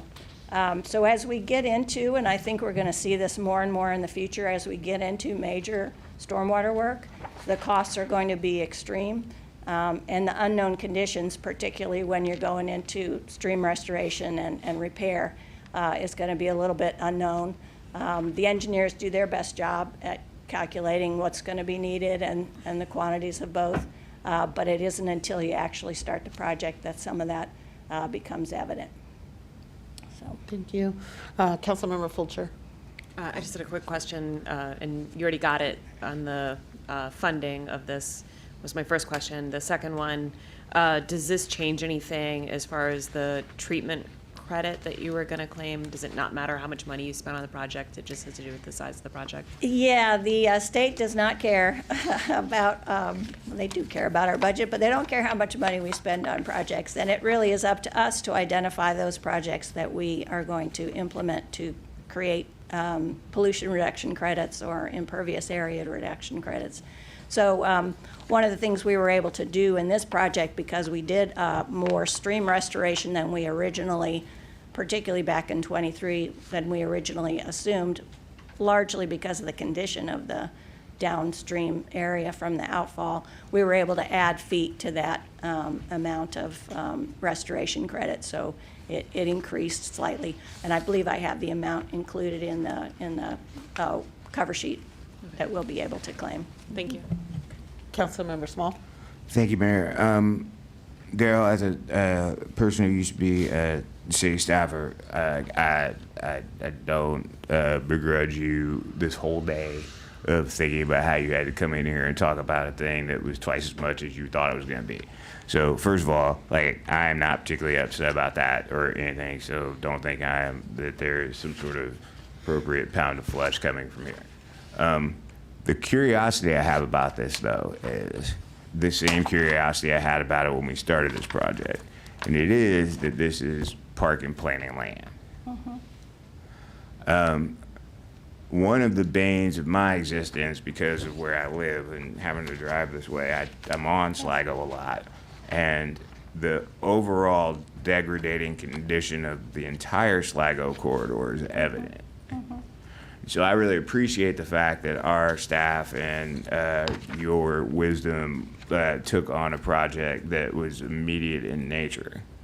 But I'm genuinely curious about the reality of the Sligo Creek Basin as it applies to, I guess, 3, 5, and 6, or yeah, not you, right? But 3. Yeah, ours is. Yeah, so, yeah. because like anywhere along there is a gigantic pothole, and there you can see that the road seems to be sliding, and all of these things that are probably related historically to the fact that no one could actually build there, so they put a road there.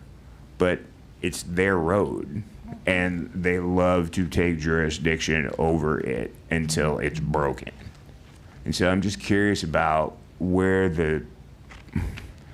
Park and Planning is, or Parks and Rec is, in kicking into this, since we basically saved their outflow, and that there's be some sort of acknowledgement of pre-existing structural issues with what is to be a natural creek that has clearly bad natural or unnatural design parts to it. I know that's a lot to say, but I just wanted you to know that, like, it's bogus that you had to do this at all, in my opinion. And I just want to understand it better, particularly since we have a monolithic county, and historically we got a bunch of people who come in here talking about how the county can do everything so much better. So I don't understand. Yeah, and I certainly don't want to put myself in a position to even try to speak for Park and Planning, because it's a bit of a mystery to me. That said, we work very hard to create good partnerships with our peers, and we have great working partnerships with the staff on the other And side. I like, and not to interrupt you, and I like that about you. I'm not hating. I'm just saying that somewhere farther up the chain, you being able to make sure that you can get a crew out to do X is way different than these people not paying attention to the fact that we're supposed to be doing sustainability and resilience, and they're not doing any. Yeah. Well, and again, it's probably a conversation for Montgomery Parks and Prince George's Parks, and to be had at a higher level. That said, the Stream Valley is enormous, so it goes way beyond Tacoma Park. It starts way up in northern Montgomery County and works its way down through the district. So it's an enormous Stream Valley. It looks worse down here. Yeah, and with all stream valleys, it's worse at the bottom, right? We're the recipients. I will also say, in somewhat of a defense of them, it is our stormwater structure, our outfall pipes that are feeding into their stream. I have seen Park and Planning do projects with stream restoration of the stream itself, their portion of the streams. And there's a lot of areas in Sligo Creek that are in desperate need of stream restoration. I don't know how Park and Planning prioritizes and identifies their project. Anything we can do to raise the elevation of some of the areas in our city that drastically need stream protection and stream restoration would be a good time spent. And I just wanted to make sure that that I made that point or elevated that point in the same way that with State Highway Administration. Like, at some point, you have to be able to do your job, and I understand that. But advocacy or policy needs to be happening at a higher level to make it easier for you guys to feel comfortable that you're working toward a future of resiliency. Yeah. And we want to do our part. We totally own and are responsible for the portion of stormwater that's coming from the massive drainage area through Tacoma Park into that outfall.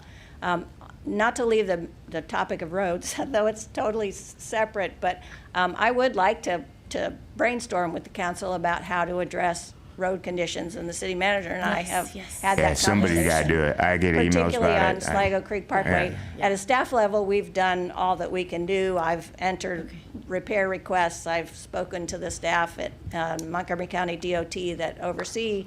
We can't seem to get our portion of Sligo Creek Parkway moved up to a I'd be higher happy to be higher scary to level of people. their attention. I know lots of words, Yeah. and I'm irritated about this. I'd be happy to go and be So I irritating. think, and I think noisy it's going somewhere. I to really likely would. be a political solution that really, and find where the levers are for funding. That sounds like a and try good to get, idea. projects identified. The condition of Sligo Creek Parkway, in my opinion, is deplorable from end to end in Tacoma Park. And, you know, you drive outside the city towards Wayne, it's definitely not better. So, you know, they've got a heck of a job in front of them in terms of funding for road restoration, but it is in very, very bad condion. No question. To conclude, I'm just not hating. I just didn't want you Yeah, to well, think I I was like the mad. distraction over our over expenditure. All right, Councilmember Honzak. Here, Councilmember Small, as well as Director Braithwaite. I think I included that in the letter that I sent to Parks, along with the mayor's letter that the city had helped you draft, because we did a survey and we all feel that way. I think there's several $1 million on the table right now, and I'm hopeful that for that stretch of park, and I just haven't gotten clarity yet on whether it includes the road. So anyway, but yes, let's look for a political solution. By the same token, I guess one of the things that caught my attention in this that hasn't been spoken about yet was this business with the access and the management company at Essex House, which is one of my buildings. I think this is, I'm looking at the timeline, and if I'm reading this right, the conversation about that would have taken place sometime in the past, not sure exactly when. I am very aware of the change that we've had in management. I've built pretty strong relationships along the way. I can't say they're always functioning really well, but I have worked really hard at that. I must say it's a bit surprising to me, and perhaps it shouldn't be, but I'm surprised that I hadn't heard about this until now. $25,000 is a lot. There's a conversation here that perhaps there could have been some political conversation around. I would have been very pleased to have been notified that that conversation took place, that there was something said and then something changed. Perhaps there could have been someone that I could have, suggested speaking to. Perhaps I would do worse than the staff themselves. I don't know, but I guess I would just invite the staff to please consider that, at least notifying us, and say, a quick brainstorm would have been a great idea here, given the budgetary consequences. Sure. So Well, I am were disappointed to hear about this now. Yeah, we were shocked because it did take place at the pre-construction meeting, which is when you're about to start the project. And up until then, we'd been all systems go. So unfortunately, what happens in those cases is my construction manager and site engineer immediately go to their brainstorming with the park and planning staff. Okay, we can't go here. How else can we go? And so they just focused on creating a solution, which is what we do. My understanding, and I wasn't at that pre-construction meeting, is that it was an adamant no from the person in the building themselves. We had talked with the person above the person in the building, and it just was a non-starter. I hear you, and I can totally imagine conversation. how that went down, because we've had several instances of that for other situations about the parking lot itself. But again, any of that quick conversation about who kind of controls the ropes on what and who would have been the right people to talk to, I would have really valued that kind of clear communication with staff, because I think it could have possibly been helpful, because we had exactly a similar scenario with the parking lot usage for a different purpose. So anyway, I just want to open that door again and really encourage staff to use council for these key kinds of communications, at least a notification. If you say graciously, like, actually, we have reason to think maybe that wouldn't be so helpful to have you get involved, but to at least share information, I think could be incredibly useful. So thanks. Well noted, and I'll take that feedback to staff. Thank you, Councilmember Honzak. Councilmember DeBala. Yeah, not to belabor this, but two things. One, I would also like to participate in a conversation, brainstorming, great idea, about pulling together, strategizing on the parkway, because I get a lot of complaints also. And the question, the technical question I had, which seems maybe trivial, but I'm curious, what do you attribute to the accelerated erosion? Was it the winter weather?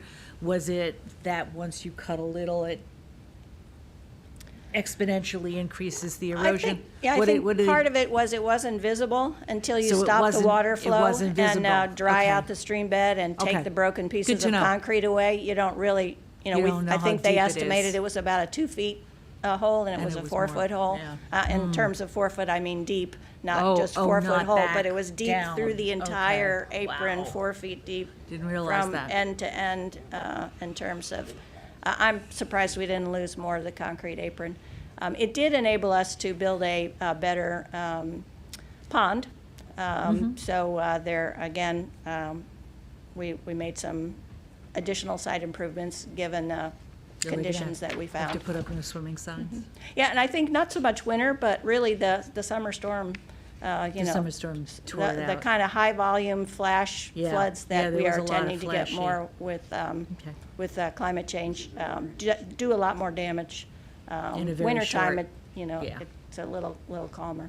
Well, thank you. Councilmember Gibson? You may have answered, so I was looking at the environmental impact statement here. It's plunge poor, so that must have been the plunge pond. Oh, Is that- it's plunge pond, sorry. Yeah, so I just I wasn't sure what that was. So that's that, Yeah, basically the a big pond bowl below that- that. yeah. And then just, could you, on the next page, on the racial equity considerations, they would be fix it to eroded stream bank to resembling a natural stream valley. I'm just kind of, what exactly does that mean? They're not, I mean, I understand that stream restoration is often no more than erosion control. Sometimes plants are planted in order to restore the habitat.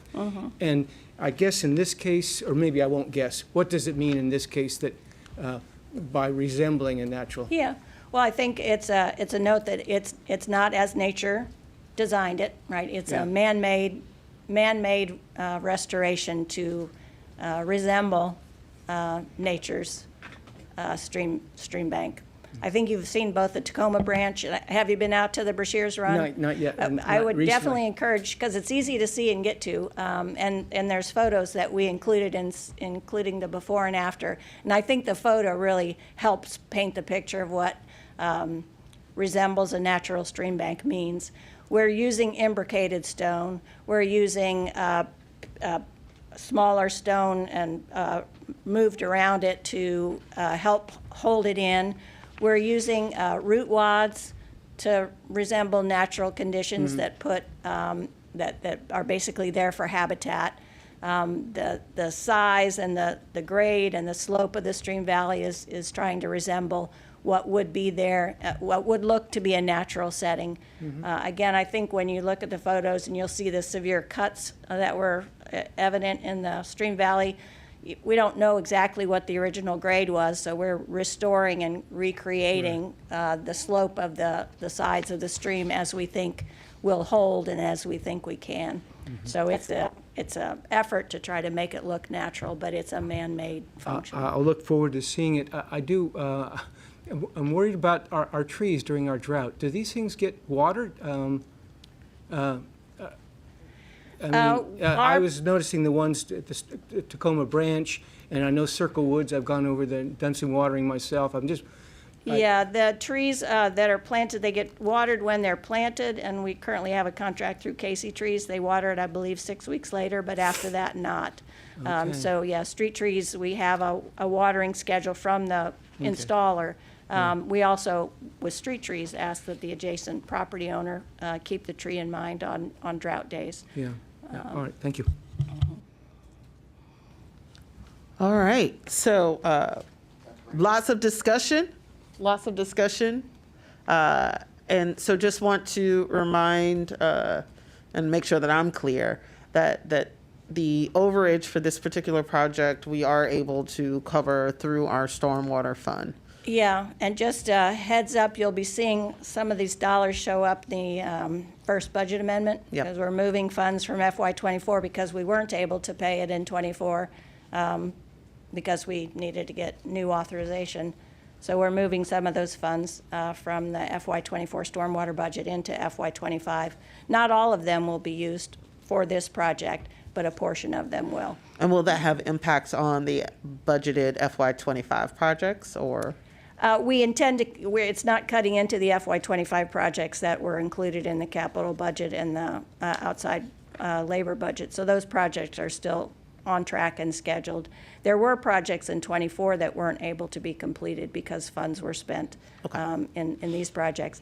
As I've mentioned to a few council members, we have a list of stormwater projects of varying size and type.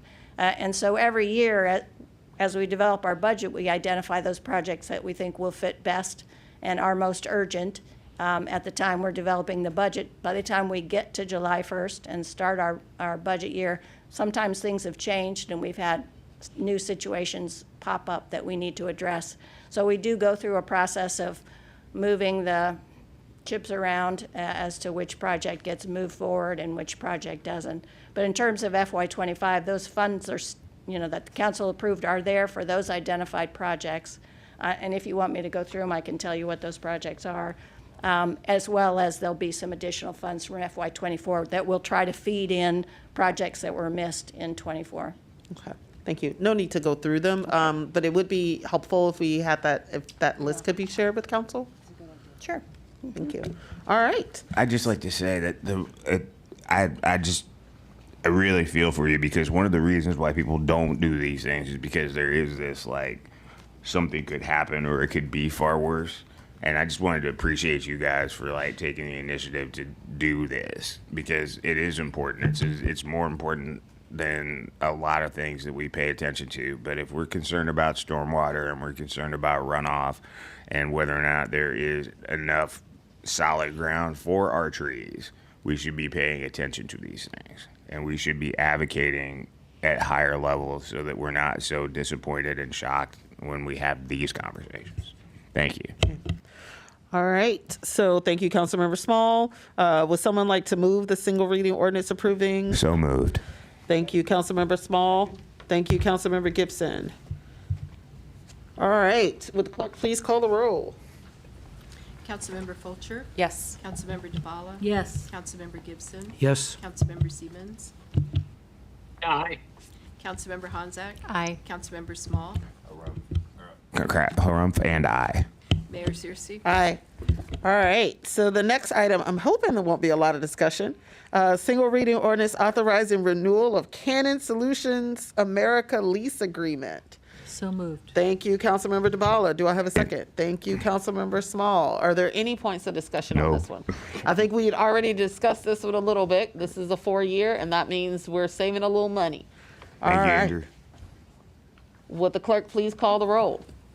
Councilmember Fulcher? Yes. Councilmember DeBala? Aye. Councilmember Gibson? Yes. Councilmember Aye. Siemens? Councilmember Honzak? Aye. Councilmember Small? Aye. Mayor Searcy? Aye.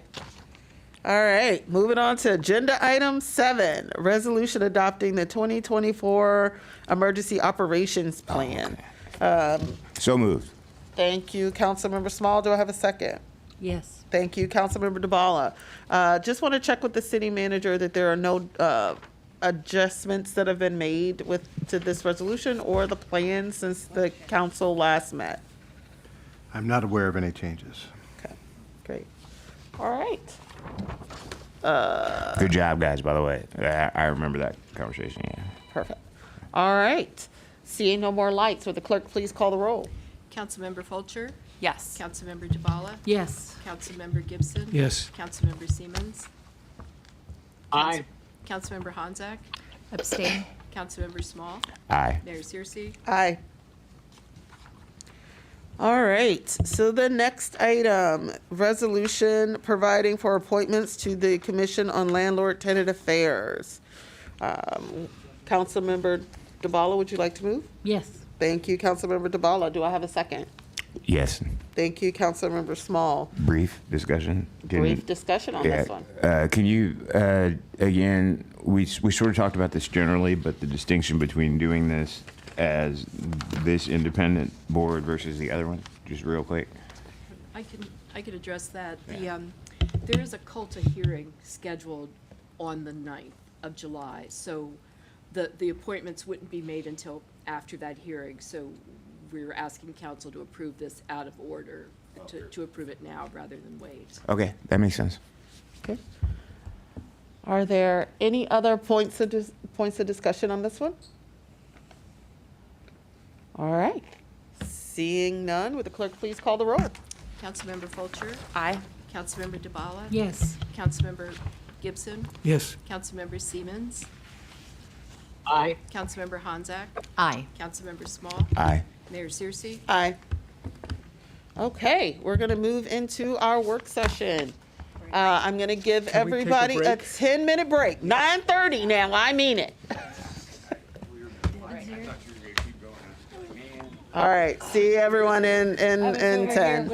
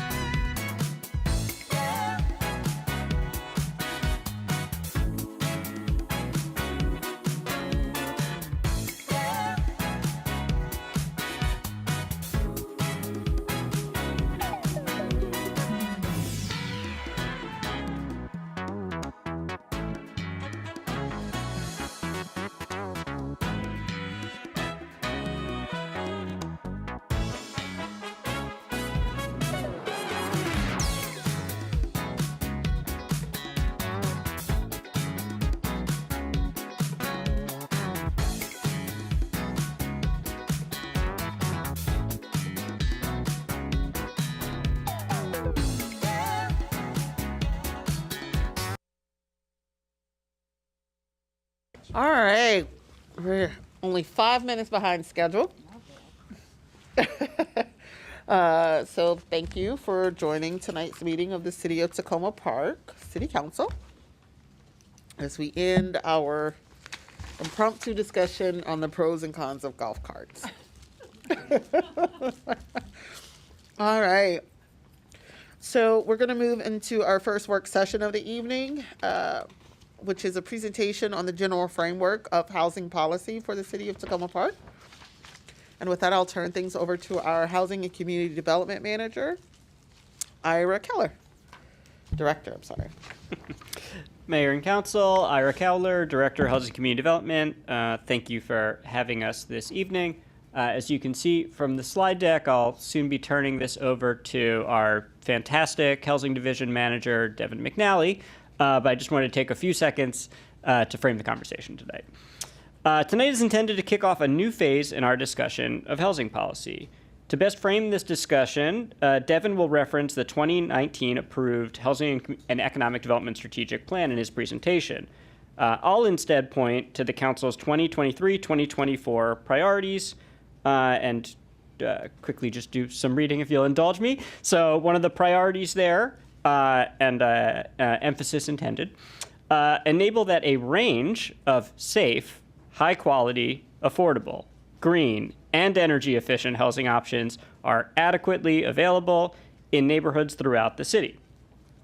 To accomplish that task, there are many identified sub-strategies within council priorities, including things such as reviewing the city's home stretch first-time homebuyers policies, reviewing the city's housing code, reviewing the city's payment in lieu of taxes policies, as well as looking at planning, zoning, and other development opportunities.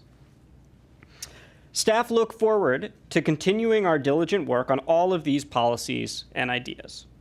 But, quickly to just pull some numbers, with a budget of slightly under $900,000 in operating general funds for our housing division, and with 4 full-time staff members, I'll just quickly point out, as Councilmember Honzak, just to steal some numbers that you pointed out earlier today, we looked at an estimate of $200,000 for 35 energy efficient stoves in one building, right? So we must prioritize those policies while also working hard. We must prioritize them while also working hard at looking at the trade-offs within that prioritization. It is our hope that the presentation tonight will lead to great questions and policies over the next 6 months and beyond. With that, I'll turn it over to Devin for the full presentation.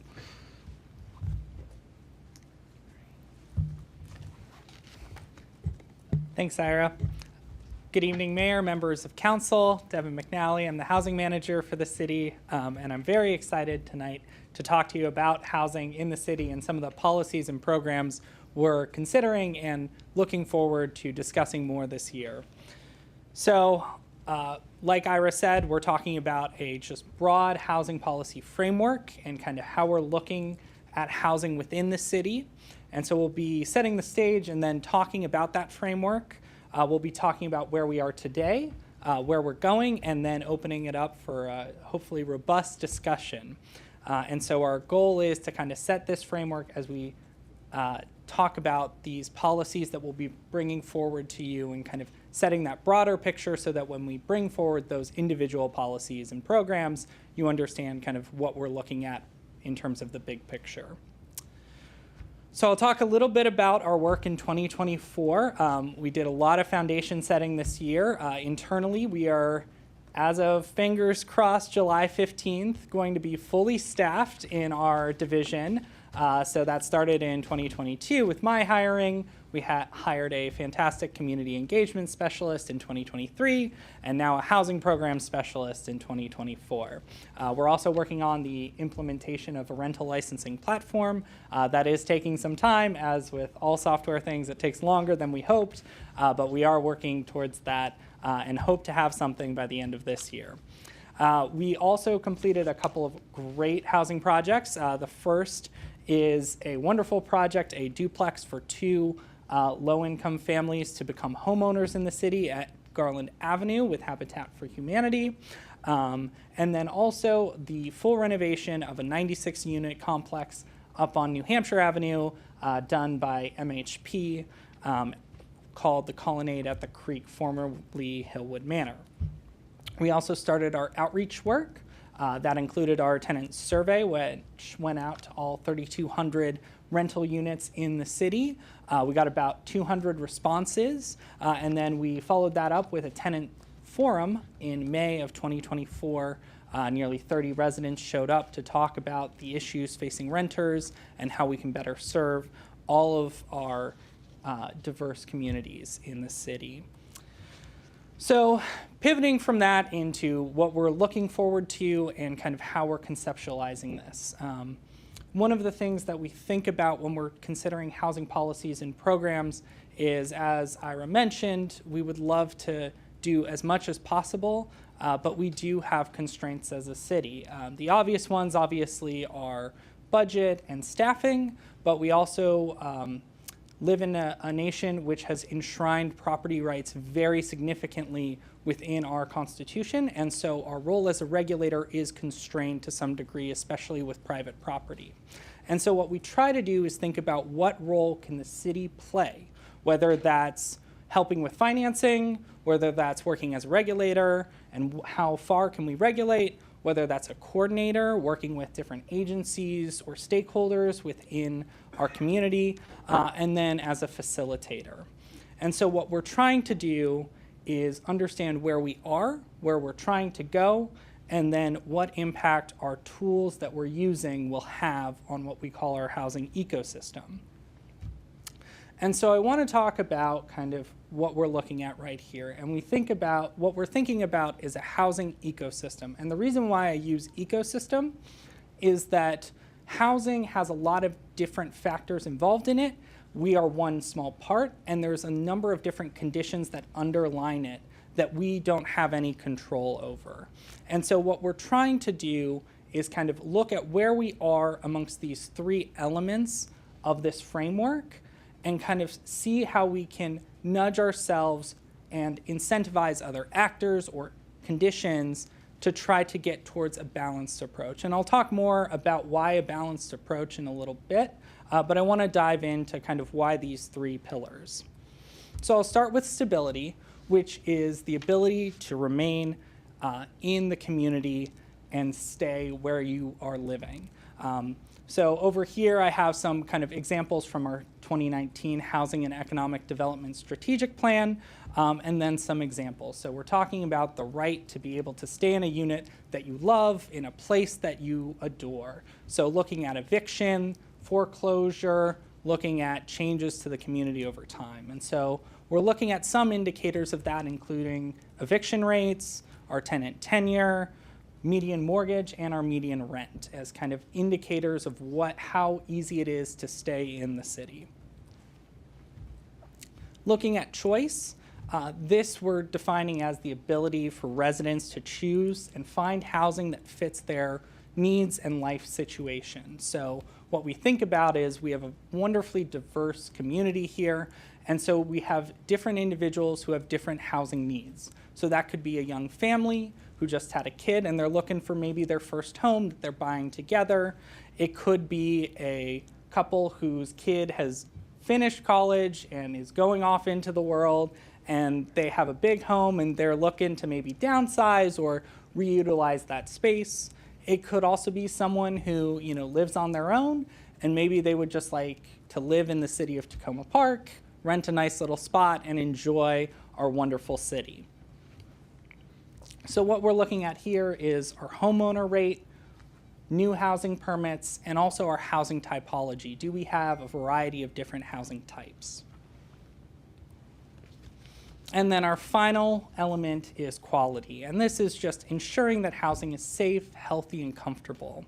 So it's very hot out. So for example, the AC, making sure that everyone has working AC that is able to handle this hot weather that we're having, but also kind of thinking about the age of our buildings, what needs to be reinvested in, how can we extend the life of that building, or in some cases, are these buildings too far gone to be able to kind of meaningfully create quality housing? And so understanding that. And so we're looking at rehabilitation permits, we're looking at the age of our buildings, and then we're also looking at code enforcement violations. So I'll talk a little bit now about why that balanced approach. One of the things that we think about is we always want to be working on all three of these items, so moving towards all three of these. And the reason why is that we can get unbalanced, and while it's all right to be maybe a little unbalanced, when we tilt too far towards one of these at the expense to the other two, we tend to see kind of major consequences for our housing ecosystem.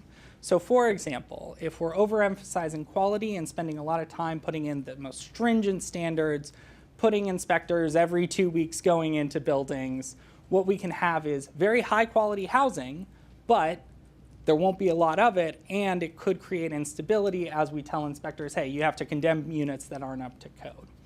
Similarly, if we overemphasize choice, what we'll have is a housing market that doesn't necessarily have high quality housing and is constantly building, churning new housing out. So think about New York City in the early 20th century.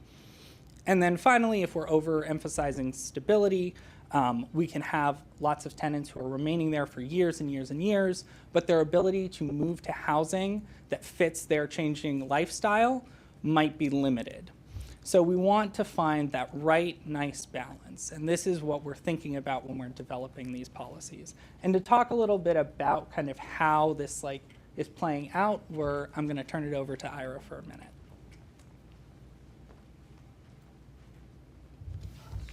All right, I know I talk too much when I'm up here, but I couldn't resist getting my hand on the ball a little bit. So briefly just wanted to talk about kind of this framework, specifically within the context of some of the things that we talked about during the minor master plan process, and kind of how some of those both policy decisions that we debated, other policy opportunities that we discussed, how those kind of fit within this framework, how those fit into influencing the housing ecosystem as a whole. So one of the biggest things that we discussed as a community during the minor master plan process was around proposed land use and zoning changes within specifically the Maple Avenue district, but obviously the entire plan area. And one of the things that was talked about a lot was that the intent behind those zoning changes were about increasing the opportunities for infill development, potentially increasing the opportunities for property owners to improve kind of aging multifamily properties. So as you can guess, that type of policy choice moved us slightly more towards both quality and choice. And we'll get kind of a little bit more into how we can think about these choices and how they overlap. But certainly those land use and zoning changes were intended to increase the choice in our community and increase the quality in our community when it comes to housing. What's really important, and the reason that we're kind of coming to you with this framework before we come to you with any specific policy proposals over both the rest of the month as well as when we come back from your potential August recess, is that we really want to talk about housing policy as a whole, not just as one choice, but as how all of the different policy choices we make influence the ecosystem, influence our place within this framework. So as Devin helpfully pointed out in this slide here, policies can interact, right? The trade-offs we make with one policy can be balanced with the trade-offs we make in another policy. So one of the big discussion points that we had during the minor master plan as well was if we're making land use changes, zoning changes that improve quality and choice, how are we also looking at our displacement policies, our anti-displacement policies, to make sure that we're also providing an appropriate balance of stability.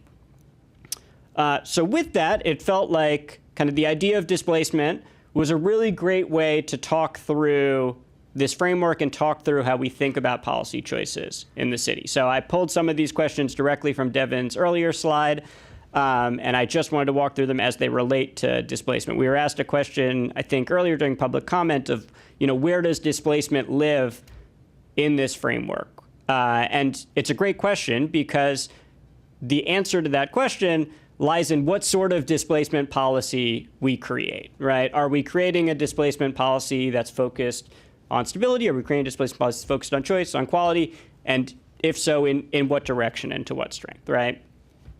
So when we talk about displacement policies within the city, we start with the question of what is the city's existing role. And I put down here, I'm realizing we're going to have a long presentation, so I'm not going to run through all of these, but I put down all of the various city policies, both regulatory, financial, as well as kind of, as Devin pointed out, the facilitator and coordinator role that come into play when we talk about displacement protections. And I'll just point out, I put in here two things: tenant opportunity to purchase, as well as the TOPL support fund that we actually discussed as it related to Maple Avenue. I was going to say last week, but I suppose maybe 3 weeks ago at this point, when we talked about using our tenant opportunity to purchase support funds to assist the Deauville, assist with the tenant purchase of the Deauville, right? So we had a property on Maple Avenue. We potentially had some land use changes that maybe influenced the property owner, but because of our TOPL policies, we were able to influence kind of potential future displacement, future choice actions within that community. So I put down here, again, all of the city's roles, and then we need to look at what are our constraints. Devin pointed out a few different types of constraints, right? We certainly have legal constraints, right? Our TOPL protections are extremely strong, but at the end of the day, they're part of a private contract sale, right? So could we put in a TOPL policy that said, I don't know, for 3 years, residents have the choice to decide if they want to purchase a property or not? Probably not, right? So we have some constraints in terms of how far we can take certain policies, legally speaking. We also have some governance restraints, right? There are certain policies that are not done on the city level. They are done on the county level or on the state level that come into play when we talk about housing policies in general, in this case, displacement, right? So these are things like the rehab and conversion requirements and payments that are required to be made to tenants in displacement events that are within the county code, right? And our county requirements that are relevant for our residents and our property owners, but are not something that we have enshrined within our own code, they're enshrined in county code, right? And then other things such as the good faith eviction discussions that were had on the state level this past year, but that were ultimately a state level governance decision, right? That the city would have had the opportunity to implement. And then obviously the constraints that I hinted at earlier around finance budget as well as capacity on a staff level, right? So the questions we ask ourselves once we have that understanding and kind of have that collective prioritization is, where do we currently stand within our framework? Where are we trying to move within that framework? And what impact will this specific policy have when looked at within that holistic approach? So this felt like a really good example to kind of talk through the framework, and I'll turn it back over to Devin now to continue on.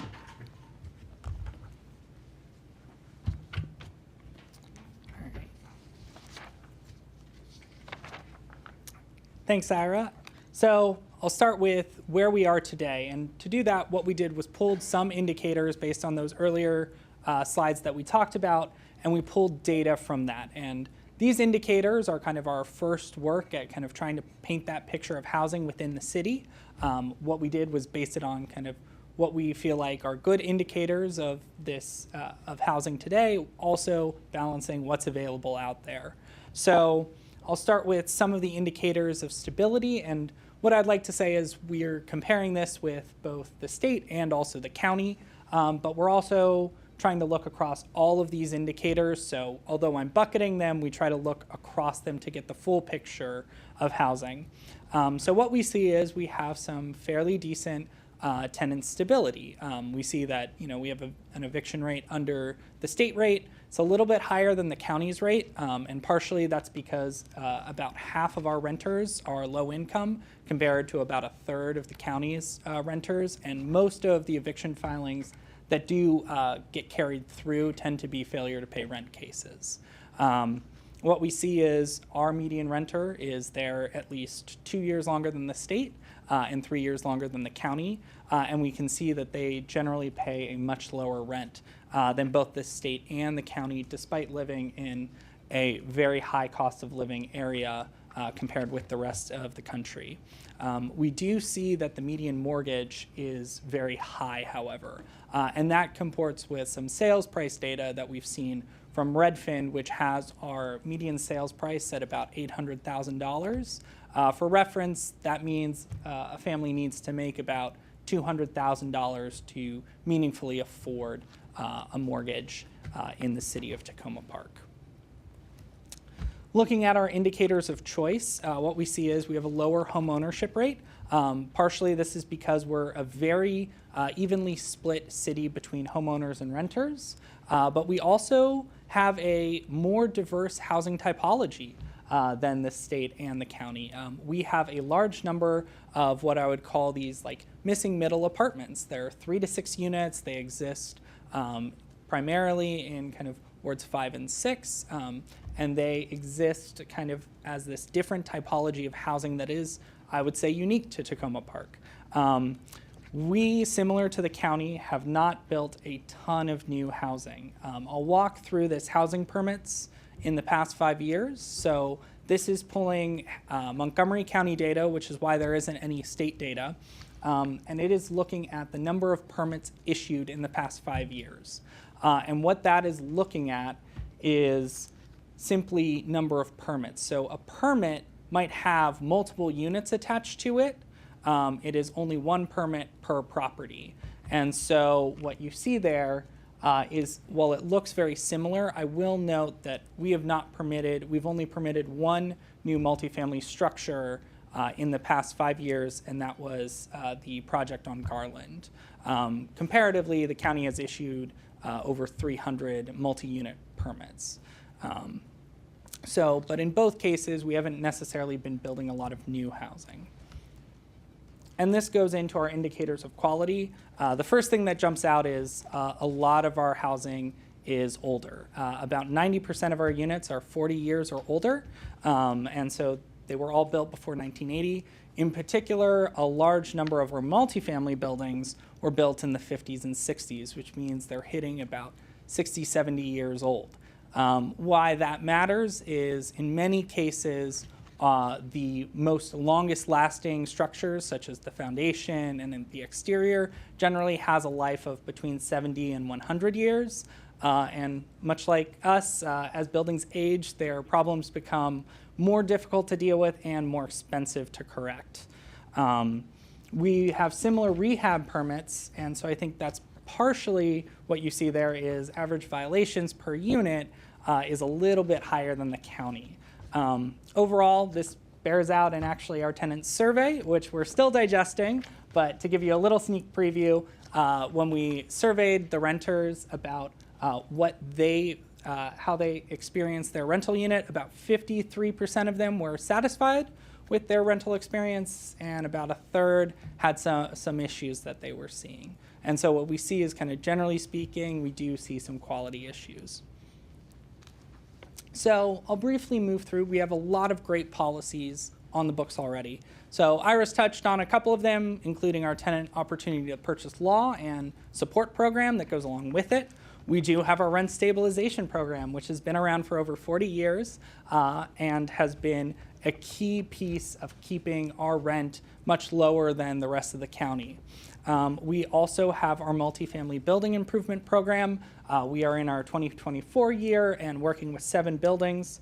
We have our emergency assistance program, which provides assistance to renters facing eviction, homeowners facing foreclosure, and individuals who are facing disconnection notices. And we distributed around $85,000 last year. We have our Commission on Landlord-Tenant Affairs, which functions as our quasi-judicial landlord-tenant court, where landlords and tenants can adjudicate any issues that they have, including retaliation, security, deposit law, that sort of thing.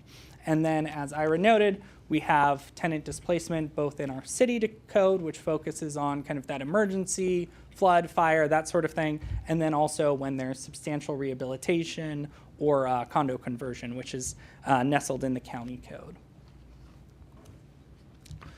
So kind of plotting all this out, we have a number of different policies that are pushing us in different directions, and the idea is that they all work together. As you can see, most of our oldest policies generally are pushing us towards stability. We have some other programs that are working towards quality and choice. So with all this talk about where we've been, we're wanting to talk about what comes next. So among staff, what we're trying to think about is how do we diversify our tool set, and how do we bring tools, policies, and programs that can allow us to move the needle on all of these three different elements and keep us balanced. So our first step that we would want to bring forward is a tax credit program. And you'll see at the bottom, I have a little graphic that's showing which way it's pushing. This one is going all three directions because there are three different tax credits we'd like to bring forward. We've talked a little bit about the new construction tax credit earlier this year. We also want to complement it with two other tax credits. One is focused on affordable housing preservation, so our housing, our affordable housing that's in the city that's providing needed housing to residents, as well as a multifamily reinvestment tax credit. We're looking at both by right, which would be as long as you meet the criterias, you get it, no questions asked, and also discretionary, which means we would bring it to your council for you guys to debate and vote on to incentivize. And the reason why is in some cases it makes sense that we can provide it at a staff level, and in other cases, because of the size of the credit or the complexity of the credit, we would want sign off from council. And so the goal would be approved criteria that is enshrined in an ordinance. Our second step is a review of our renter protection policies. So we have, last year, did our tenant displacement ordinance. We'd like to review that, request a few revisions to kind of refine and deal with a few loopholes that we noticed kind of as we're implementing. We also want to look at some of the takeaways that we are starting to understand from the tenant survey about what tenants are seeing on the ground and how do we best protect them and provide them with the necessary rights. We want to also talk about kind of lobbying and legislative efforts that local policies can't address, but potentially can be addressed at the county and state level. And so that would be also an ordinance, but then also some legislative lobbying priorities. And then our final step is establishing housing funding priorities. So this is looking at our Housing Reserve Fund, which does provide some, can provide some assistance. It is limited funds, and so what we want to do is put together criteria for projects. All Housing Reserve Fund projects have to come before council. The goal with putting together guidelines is to help provide clarity. What are we looking for from projects? What projects are we willing to fund versus what projects are no-goes? And that's helpful when we have conversations with people who are working on housing projects, that we can have those conversations, put together a packet, and provide some level of certainty that, yes, this is something that council is looking for, or thanks, but unfortunately, this is not something that the city is interested in. And that would be housing reserve guidelines. And then we're also looking at some incentives, to Councilmember Honzak's point. How do we incentivize good landlords to make those necessary investments and be able to pay for them? We understand that being a landlord does cost money to do these improvements. We want them to do those improvements. We want them to be able to pay for them, but we also want to balance that. And so how do we strike that right balance? So with all of that, I'm happy to take any questions or sit back and let the discussion continue. Councilmember DeBallo. Yeah, I have a bazillion questions. But first, thank you very much for putting this overview together. That's what I was going to say. Very too. helpful. Compliments. That's all I had. And yeah, round of applause. And for me, who was around for the strategic plan, those three categories match up very nicely with the three, and you just use different words, but I get it: protect, preserve, and produce. So, and I get the tugging between the three of them. That was pretty clear during the minor master plan discussion. One of my questions is the three steps that you have, how they compare, how they correlate with what that laundry list in the strategic plan, which at the time was just a list, with not a lot of framework like this. And then my second question has to do with the rough order of magnitude costs, particularly for the first one.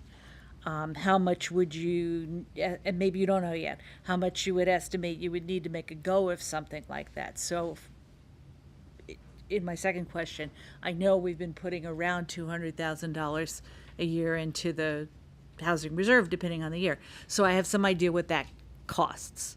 I'm not sure about number one. So I guess those are my two overall questions for now. Thank you. Yeah, so. Yeah, and then when you're done an hour from now, everybody else can. No worries. So yeah, with the first question, one of the things that we did as staff was we went through the housing strategic plan, and we pulled out, and this is, I know that this is there, but this is like the list of like all the different objectives, what they are, and kind of listing them out and quantifying them.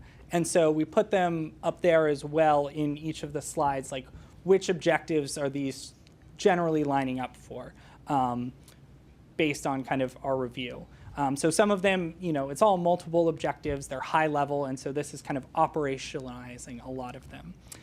In terms of the cost, our next step is definitely to bring that forward with a full kind of breakdown of what is the cost, what are the different trade-offs in terms of if you do a tax credit of this, what do you get, and try to put those into numbers so that you can really dive into them. And you see the three of them as a package, right? Yes. It's so not the idea like you do one and don't do the other two. Okay. So I mean that's obviously a trade-off, and council, I would say I would welcome a discussion of, hey, we, like this tax credit because this gets us, X, Y, Z, and maybe we don't like this tax credit. We're bringing forward all three because they all kind of fall under that tax credit criteria program, and we're trying to work through it. But we're always, open, we bring it forward as like options. So different levers that can be pulled. Okay, and then you have them in order 1, 2, 3 for a particular reason? Because my first thing is to say number 2 should be number 1, but I'm sure you've got a reason why it's not. So yeah, partially it's, I'll say it's a little bit of a art and a science. Partially it's what's ready to go right now versus what's in the pipeline that we're working on. And then also part of it is, what we see as a big priority. Partially the tax credit, we see housing providers who are very interested in it and have been very much pushing us to get this moving. And so we want to be able to get it out into the open so that it can be discussed and moving forward, and also help with planning for any projects that. And last question, how does something like the multifamily electrification and building rehab program, which is more of a grant program, how does that fit into your scheme? By the way, I really don't like the word ecosystem, but that's neither here nor there. No worries. How does that fit into your scheme of tax credits and renter protection policies and funding priorities? Yeah, so I would call, so we have it over there, and we put it on the quality Oh, bit. it's on, okay, sorry, so it's on the where are we? Yeah. Missed it. The way I would say that fits in is, in staff's view, that is properties that are not just going and to the point of like replacing the stove with the $900 stove. Right. That is, that is a grant because we are pushing people to go a little bit above and beyond. We want them moving towards not just energy efficiency, though that's step one. We want them aggressively moving their buildings to decarbonize. Yeah. And so the idea there is you get the grant because it's a little bit more than what would be normally done. Thank you.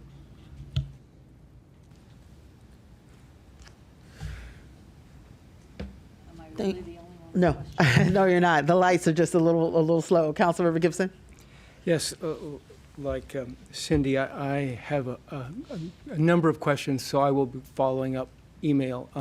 I did have a number of questions when you first presented the multifamily tax credit program, and you've not had a chance to answer those questions. So if you would look at those, that would help me. I am very concerned that, it's there are a number of concerns about it, a lack of targeting, but if I won't have to repeat myself on that. Frankly, I'm not sure where to begin. There are a couple of pieces maybe that are missing. One piece has to do with adaptive reuse. And where is that in this plan? As one of our esteemed constituents has said, the greenest building is the one you already have. Notwithstanding age, we have embodied carbon in those buildings, and we don't necessarily want to lose that.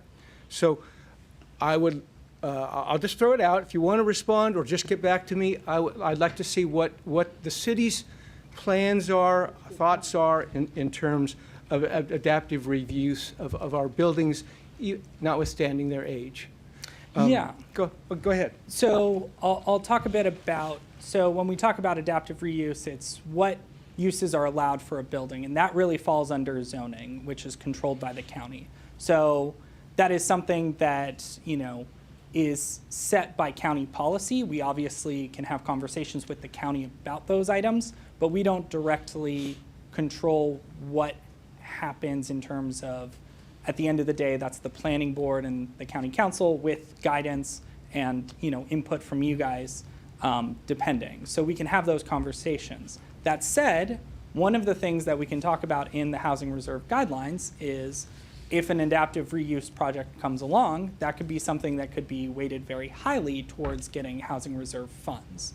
There are also for example, where we can function as a facilitator, where we can help if there's a property owner who has, let's say, a underutilized, commercial building. Hey, that would be great for housing. How do we hook you up with someone who might be able to do something with that? Okay. So there are lots of roles that we as the city can play. We can't play the necessarily, we can't go it alone is, I think, my kind of larger takeaway. Let me, and you're more familiar with, and I may have used the wrong term on that. I'm asking, I guess, about the use of our buildings, the existing building stock, to prevent them being torn down to make higher buildings or to do something else. In other words, how can we address some of the energy, heat and cooling kinds of concerns? You made a point, you said that it houses something 70 to 100 years old. Some of these buildings are better, have a longer lifetime than that, some of our multifamily housings in particular. So I'm just wondering, is there a policy to encourage or discourage, I should say discourage, tearing down buildings to build new ones? Yeah, so I can start with the city policies that we were talking about in the next steps. So I'll start with the tax credit. One is a reinvestment tax credit. In terms of existing policies, we have that multifamily building improvement grant. That one generally is targeted towards smaller buildings because once you get to a very large building, the amounts needed, for example, for renovation can be anywhere from $6 million on the lower end to $15 or $20 million on the high end, depending on kind of the condition of the building, what's going on with it. That was, which was that program? Multifamily building improvement grant. Building improvement, okay. So there's a number of different carrots that we have. In terms of, let's call it sticks, the county's substantial rehab requirements have specific rules around A, notification, and B, potential payouts to tenants who are living in those buildings. So that can raise the cost of demolishing a building. What I'll also say is, in most cases, property owners do not like to demolish a building. Even when they buy a building, they are far more interested in how can I reinvest in that building, because tearing down a building is a long, arduous, and expensive process. It's not just simply, I go in, get a permit, and demolish the building. I have to do a number of studies. I have to, in many cases, a lot of our buildings are under affordability and deed restrictions by state and federal funding sources. So they would have to do intensive relocation efforts, which is never going to be something that they will undertake. Right. So, I guess, sorry to interrupt, but one of the factors that would change that calculus is upzoning, which makes the property more valuable by adding more stories. I mean, I think that you don't want to break down a building to replace the same size building. I understand that, but if you can build 4 more stories and rent that many more, then there is an incentive there that might just argue against what you just said. There's always, I would say, potential. I think there was a very useful tool put out recently by the Turner Center out of UC Berkeley, which is called Making It Pencil. Happy to pass it along, and they talk about the math behind development. And what you're looking at, and when a developer looks at a building to put on that like hat, what they're looking for is, if I just buy the building without doing anything, or put in just the critical repairs, what is my return versus tearing it down and building a whole lot more? And what we tend to find is that is an expensive and high-risk proposition, generally speaking. And it's one reason why developers generally prefer land that is not currently being used as housing to build new housing, generally speaking. That obviously changes depending on market conditions, but that's just the general kind of overview. Right. Well, we'll follow up with this and more questions, but that's helpful what you have. Just a note in terms of stability, housing stability, in most of both what was presented tonight as well as what was presented earlier, the focus is on renters, has been, and I guess there's half the population is not renters. And we have programs like the Property Tax Credit Program to try and stabilize that, very inadequately used because of the low ceilings on that sort of thing.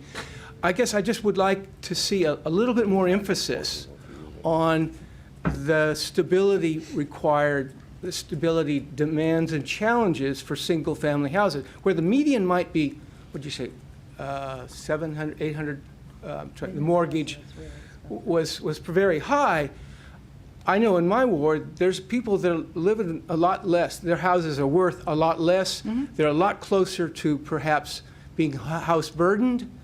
And so that seems to be lost in much of the discussion thus far. So I think we have to focus on both. If we talk about balance, we have both renters and we have homeowners.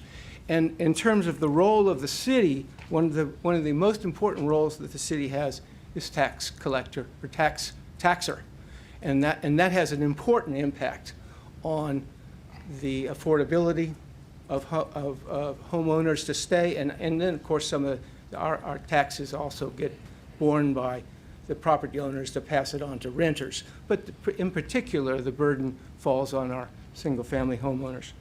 I'll just one quick question, and that is in terms of missing components. The market, how about smaller units? What can we do to incentivize smaller, both houses or apartments? I don't see that particular strategy there, because what we see going on is many of at least the single-family houses get popped up to bigger for a more affluent family. And if there would be ways to incentivizing smaller houses and the duplexes and the triplexes, I certainly would support that, and I don't see much mention of that here. Yeah, so I'll start with the homeowner piece. There is a piece there that there are aging homeowners or homeowners who might have bought in, and as things have happened, and they are cost burdened. I will plug, we have a wonderful grants coordinator who has done fantastic work working with the Village at Tacoma Park to help get grant funds to help their program for low-income households. Great. Our emergency assistance program is available to individuals who are facing foreclosure as well, and we encourage people who might be behind on their mortgage payments to come talk to us. We also, understand that we are not always the ones who provide financing, but we try to provide resources. So the Department of Housing and Community Development for the state does provide special loans and grant programs for seniors or low-income individuals, and the county does as well through work with Habitat for Humanity and Rebuilding Together, I think is the other one.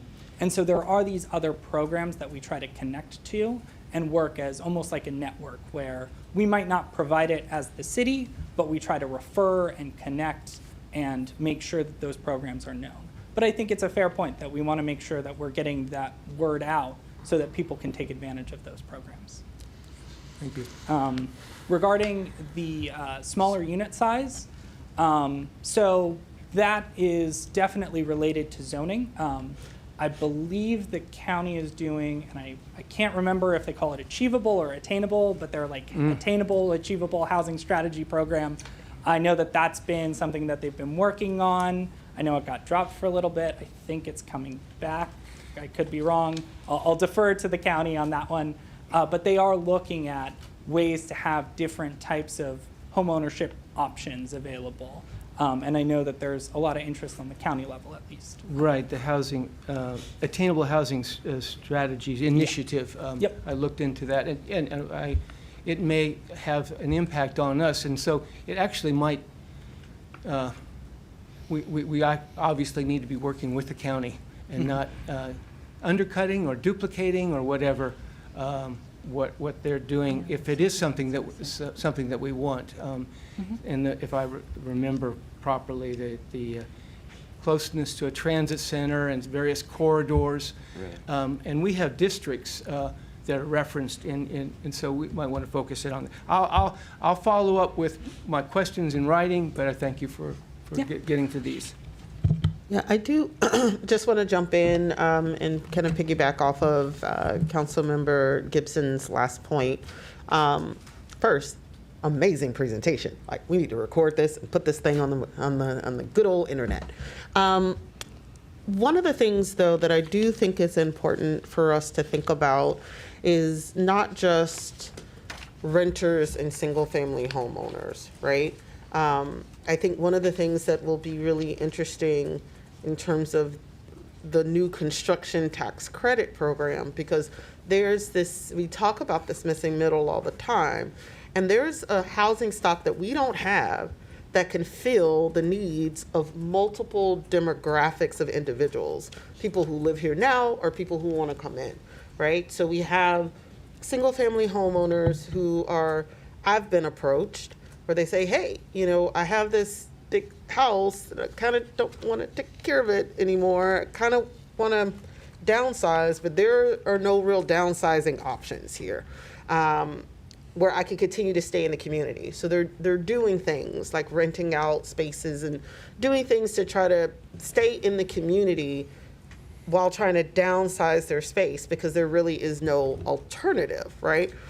Similarly, you have people on Maple Avenue that want to grow in the community, and there are no real places for them to grow without this huge leap in income that they would need in order to be able to afford to have more space for their family or to have some stake of ownership.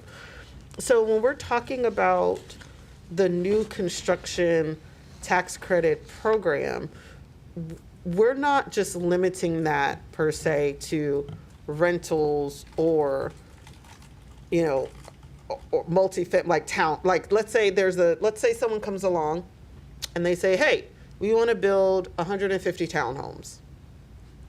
Would that be something that would be eligible for some aspect of a new construction tax credit program if they made 50% of them affordable or whatever stipulation we want to put on it?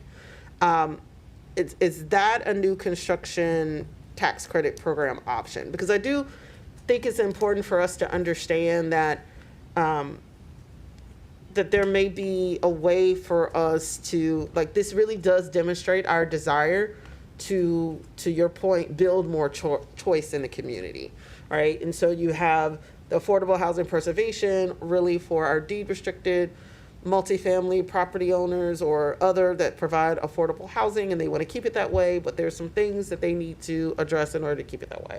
The existing multifamily reinvestment, hey, I have a new boiler, I have a lot of construction that needs to happen in my building. I don't know where I'm going to get the money from or the financing for it. If you guys give me a little bit of a tax break, that kind of symbols to the bank that I could make up the money that I would take back in a loan. So for this new construction piece, are we limiting this to rental properties, or are we actually opening this up a little bit more? So I'll say the answer, and I won't look at Ira because I'm sure I'm signing myself up for a whole bunch of work. But the great thing about putting together a policy and having staff is that you can put what you want to see into the ordinance. So if you would like to incentivize townhome production, we can put that into the ordinance. As we originally wrote it out kind of on paper, and I will stress it is on paper in pencil and not in any sort of stone, we were thinking about rental properties, but it is definitely something that we can put in as an option for council to consider.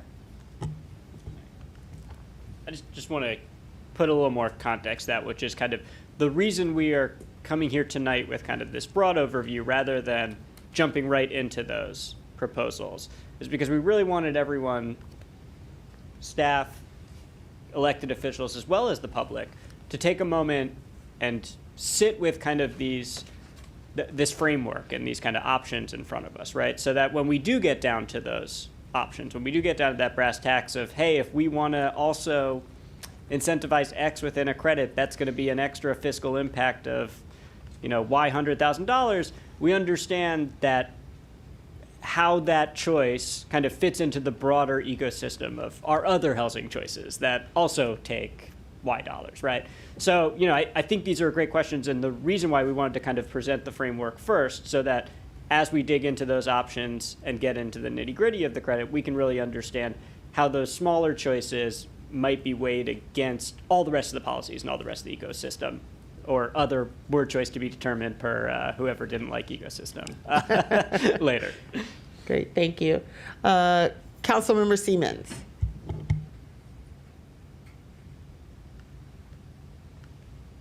Thank you, Mayor. And thank you to the housing staff for this presentation. It's really great. Really thoughtful and broad.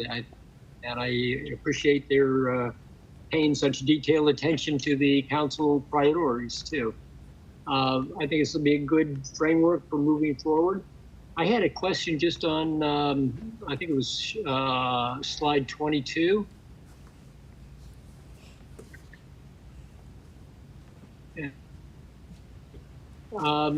It seemed like this would be a place to talk about building maintenance too. I think one of the problems that we've had in the past is we have struggled with the inspections, and the owners have struggled with maintaining the buildings in a way that preserved the building itself and also provided quality housing. And I think that one of the steps we should be taking too is to evaluate the inspections that we do. I know we made some gains when we transferred the task to the county, but I think that it still falls short of ensuring that the existing housing stock is really livable. And it also has fallen short in making sure that, or at least identifying building owners who do not maintain the buildings to a degree that will keep them from falling apart. So yeah, I think something in that regard, I would think it goes in this step too. but I would like to see that in this plan. Yeah, I think we can definitely talk about building maintenance in kind of a review of renter protections and how we're improving our processes to hold these landlords accountable. And then also, in general, how are we going about conducting these inspections? I know we have a great partnership with the county on this, and they've been wonderful partners with us, very responsive, and we definitely appreciate all the work that they do. But I think they also share our goal of there are some properties that are problems, and we would like to find ways to encourage them to be better landlords. Yeah, and I think that when we chose to transfer that portion of the city business to the county and have their assistance in doing this, it has certainly been an upgrade from where we were when the city was doing that on its own.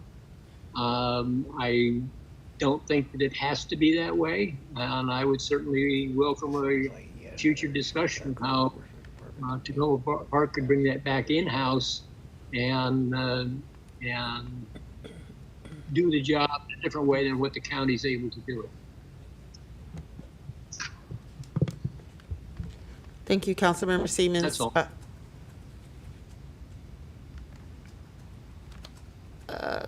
Councilmember DeBala?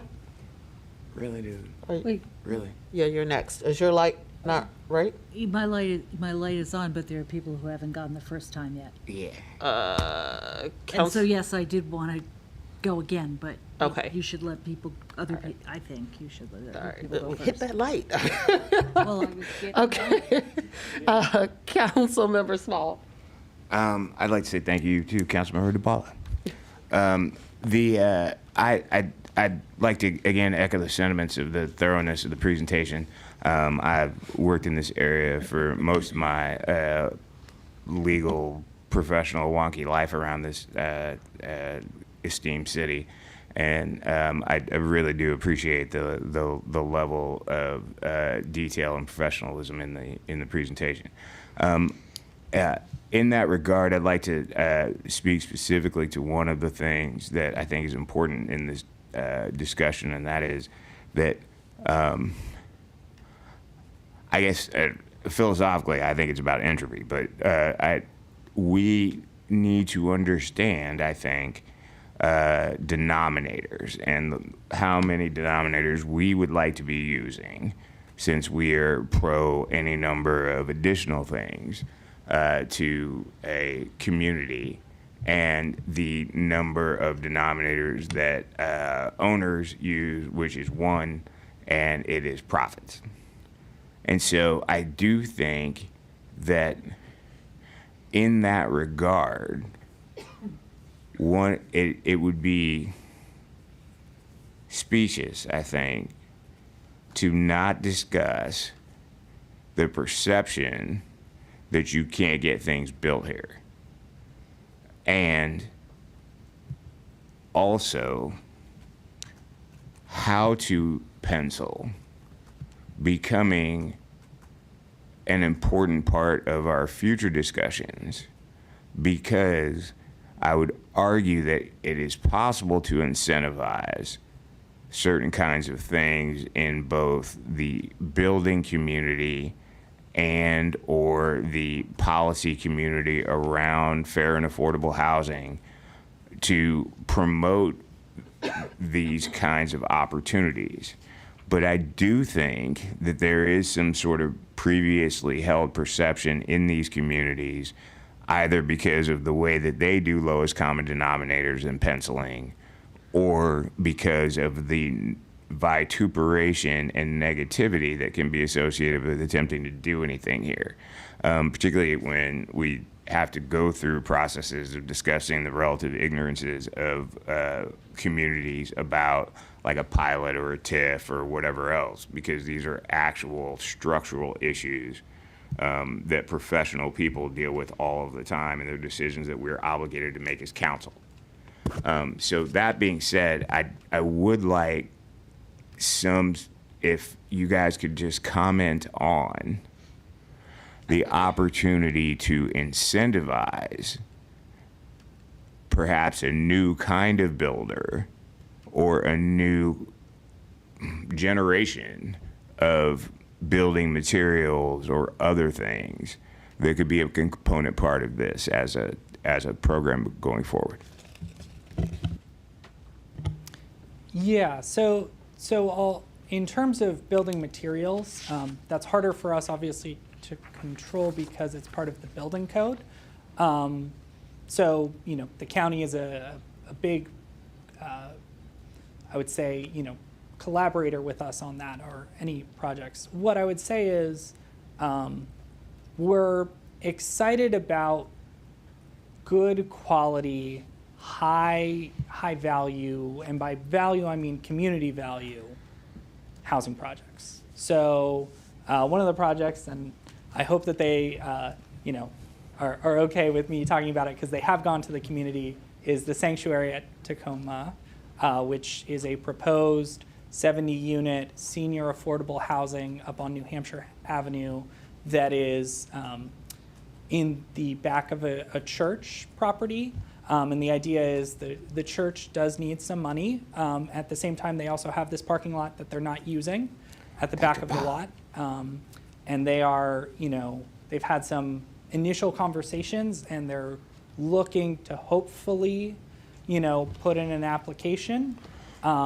But the conversations there have been, I would say, very positive and focused on not only delivering really high quality housing, but also meeting the discussions around kind of what works within that community as well. Well, and I think that's a good point. The much larger point that I'm trying to make, rather than building materials, although I think that the industry is somewhat behind, is that if we are going to be trying to get specific kinds of things or housing, we're going to probably have to find people who have decided to make their percentage points on their pencil at 10% as opposed to 15, which means you're going to have to find somebody who's willing to do those kinds of things as opposed to just finding someone who is going to build those kinds of things.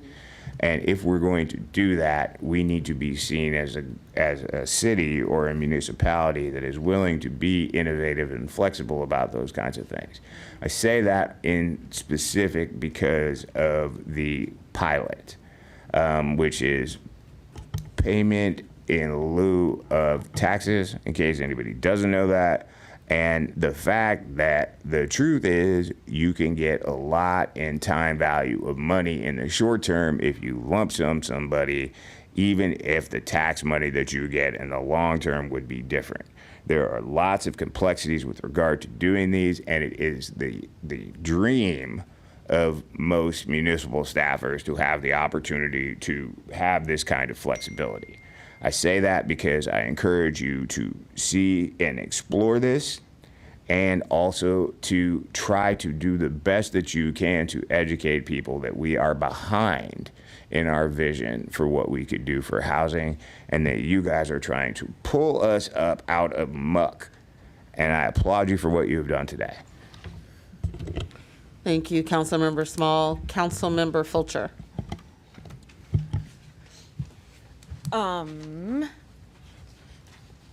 So we're talking about housing choice, and I'm just noticing more and more as I'm driving on Maple Avenue,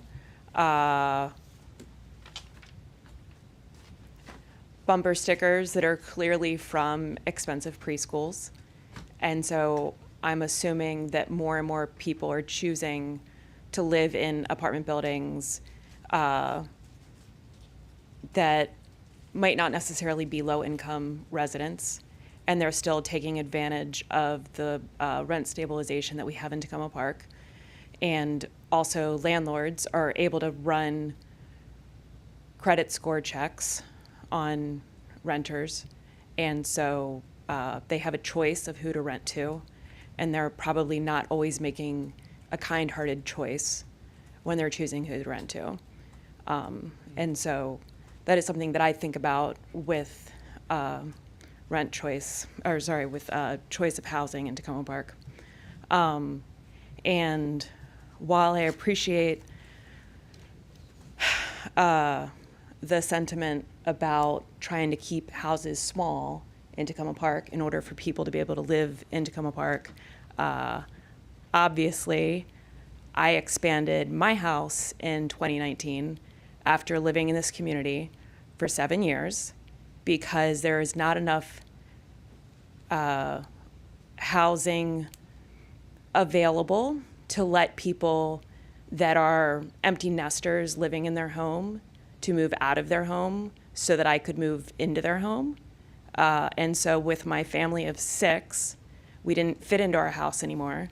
So I had to choose between whether to stay here in Tacoma Park or to move out.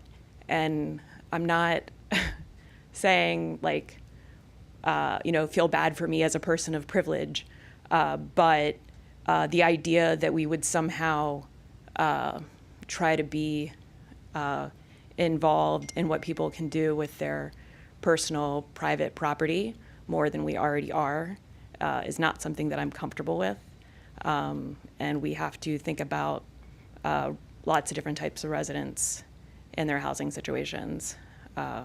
So I look forward to more duplexes and of the sort so that we do have options for people that are trying to get into a home in Tacoma Park. Because as I'm seeing property prices rise, it seems like there's very little we can do other than make smaller housing options available to people so that people can move out of their larger houses and into smaller houses and allow larger families to move into bigger homes. Thank you. Thank you, Councilmember Fulcher. Councilmember Honzak? Thank you. Thank you. I also say thank you for this very clear and elegant presentation. I think elegance in the sense that I think this would help any of us better articulate some of our arguments, especially diagrams. I just wanted to dig in on just a concept that I've been mulling over, and I haven't had a chance to discuss it with you much yet, and maybe you could just talk about it for a second. So I gave the example of the, let's call it a model landlord. I can't say for sure if that's true, but let's take the opposite case. So, and I will speak in very hypothetical terms. There are some landlords that we all know who are not do-gooders in our community. Quite the contrary. I won't even get into the examples, but you know who they are. And I would like to hear more of your thoughts on how we, while we try to encourage those who are good actors to stay and incentivize them, because profit at the end of the day is what most people are after, but some people are willing to do that for various reasons, presumably because they can balance their balance sheets also. How do we discourage those who are not good actors to leave? And I'm talking about large landowners as well as some of our sort of medium to small ones. And I'm just going to throw something out there for the audience. You already know these facts, but there's a landowner that owns multiple properties in our city who I was informed the other day bought their property for about $10,000 for multifamily units back in the day. Very little incentive to get rid of them, even if they're not making a profit. But if you were to buy the same thing today, you might pay in the millions. And so, yeah, what do we do? And where does that possibly fit in here, if at all? Thanks. Yeah, so well, this is I'll use this as a quick chance to put kudos to my staff. The housing division this past fiscal year received about 800 housing inquiries. That was everything from, a landlord calling because they had an issue with their rental license and that takes 15 minutes to, weeks long negotiations, deliberations, mediation between our housing staff and the landlord and the tenant. Some involving COLTA cases, some resulting in citations. It runs the gamut, and I cannot put enough praise on my staff who work tirelessly to not only talk to residents but meet them where they are and be available and go above and beyond. To talk about kind of specifically, and I'll be quite frank, it's a tricky step or tricky dance that we have to have with these landlords, particularly when we're talking about citations. The county will issue, for building maintenance, they issue citations, and those citations, generally speaking, are $500 per citation. If they go to court, it is very likely that that citation gets bargained down or slashed by a judge, to be perfectly candid. I'll use an example where a $5,000 bunch of citations got slashed to about $1,000, which for these, complaints, obviously is not necessarily the disincentive we would hope for. The other piece is the city has its rental licensing program. I know for a while it was a little bit, let's say, a lost child when we had turnover in staff. We are trying to reestablish that and do that, and that provides certain protections. If we do not issue a rental license, the landlord has difficulties taking action against tenants, including eviction cases. However, the strongest bulwark we have against bad landlords is informed and empowered tenants, which is the strongest piece and the most difficult piece, because we are trying to, bring tenants together, but that is hard because tenants, I'm a renter myself. My building is going through a TOPA process in DC, and getting all of us together is not easy because some of us work nights, some of us work weekends, we have families, there's a whole bunch of reasons why we don't all show up to the tenant meeting all at the same time. And so how do we create those spaces to build that capacity? So that's part of the tenant forum. Let's bring people together. Let's hope that they have good conversations. Let's get them to know myself, my staff, so that we can get into them. And then there's also following through. And that means making sure that we're getting people referred to COLTA, getting them, referred to legal aid so that they have people who can represent them. And I'm saying a lot of very vague things. On the city side, I think it's trying to do all of these things and understand that every tenant situation winds up being unique, and that we need to do the best that we can as staff to get them the resources that they are asking for and getting the information into their hands. I know that is, it is a constant task, and it never ends, and it's about being consistent, being clear, educating, and also giving them every ability to put those rights into action. And so we have a lot of different tools, but they don't always work in every single situation. And I'll say that my staff is constantly trying to work better, to be more proactive and push the limits of what we can do. And we try as much as possible to meet that need.